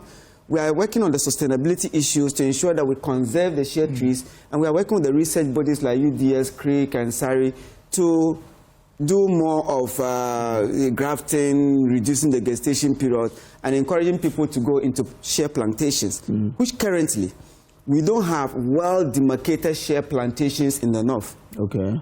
Because also there are multiple reasons. Land ownership is another issue. You know, you can't get 100 acres that is for only one family. So all that is coming into to play. And this expo will definitely unearth all these challenges and find solutions around them for us to grow the sector and make it more profitable, not just to the individuals or community, but to the country at large. Eric, I'm grateful to you. So it means that now we want to start deliberate planting of the shea tree. Yes. Okay. Yes, and also increasing the collection of what is already in the field. In the field. So that as we collect more and it becomes more profitable, you find more people going in. So I guess that's the problem. Yes. The problem is that we're not able to collect more. Yes. So if you find a solution to the problem, you make money. Yeah. So if I have any solution, my solution is to go towards the collection of what is there already. Perfect. Exactly. And that's why we hope that the current youth that are very innovative will find very innovative ways of us increasing the volumes that we can collect from the field. And then we bring it home, do the parboiling, do the processing into kernel. You know, when you collect it's the shea fruit. You come and process it into kernel, then from the kernel, we can supply all the artisanal processors in the villages to process butter. So when is this expo happening? It's taking place on the 2nd to 4th of September in Tamale at the Modern City Hotel. Okay. And I'm happy to announce that His Excellency John Dramani Mahama will open the expo on the 2nd of September. And so, I mean, we're throwing this announcement out there that any young person, people within the value chain that are interested in the share conversation should, approach us. We'll put out a website shortly. Eric will do that. And that will give everybody the platform to be able to learn on what's happening in the industry. And as well also, tap opportunities, because we're going to have varied experts. We're going to be having training sessions, we'll have B2B sessions. I mean, quite a lot of lineup for this expo. And so, yes, Eric would put out the website and how people can get involved. Okay, yeah, so it's a free to participate event. Okay. You are not charged for coming for this particular event, and you can go to the website www.wellshareexpo.com. www.wellshareexpo.com, one word. Okay. You can get almost every information. You can register. If you are not able to even register, please, we still need you there. You can come around. Yes, and want to pray. I just want to ask something about the distraction. Okay. It's 5,000 hectares annually. Annually. And that translates into about 5 trees per community per week. Okay. That's still huge. Because 5,000 per week was I realized that we so annually. I mean, that's too huge also. Okay. You get 5 trees per week per community. That's extremely unacceptable. Okay. Fred Banya is the project director. I'll give the last words to Fred Asante Awomane, who is a member of the National Planning Committee. Yes, so just to say that we are expecting about 8,000 people, trade visitors, to visit the expo. Okay. And we are doing this with some partners, and we would like to mention the partners as well. In fact, it's being led by the Presidential Institute for Agribusiness and Agriculture, and also the President. The Savannah Golden Tree is a key partner. Yeah. The GEPA, Ghana Export Promotion Authority, Ghana Exim Bank, Kokushi, Chief Development Authority, Ghana Enterprise Agency. Yes, I think these are the NDA and the Regional Coordinating Council in Tamale. Yes. All right. I'm grateful to you. That's Fred Asante Awomane, National Planning Committee member, Emmanuel Owusu, National Planning Committee member, and Eric Banya is Project Director. Thank you very much, gentlemen, for coming. Thank you. Well, thank you very much. Thank you also for doing the watching, and I guess that you are interested in this. I want to be there, and so let's meet there and explore the opportunities on the share value chain. But my friend and brother, Sami Anochi, is watching us from Efia in Takrade. You are at Dior Barbering Salon in Efia. Good morning to you, brother. Well, that's how we wrap up the show. It was brought to you by myself, Samuel Kujobres, and Suti Abochi, sponsored by big people who are making this possible. So thank you. We'll meet again, God willing, tomorrow. But up next at 10 is News Desk with Mandesi Thompson.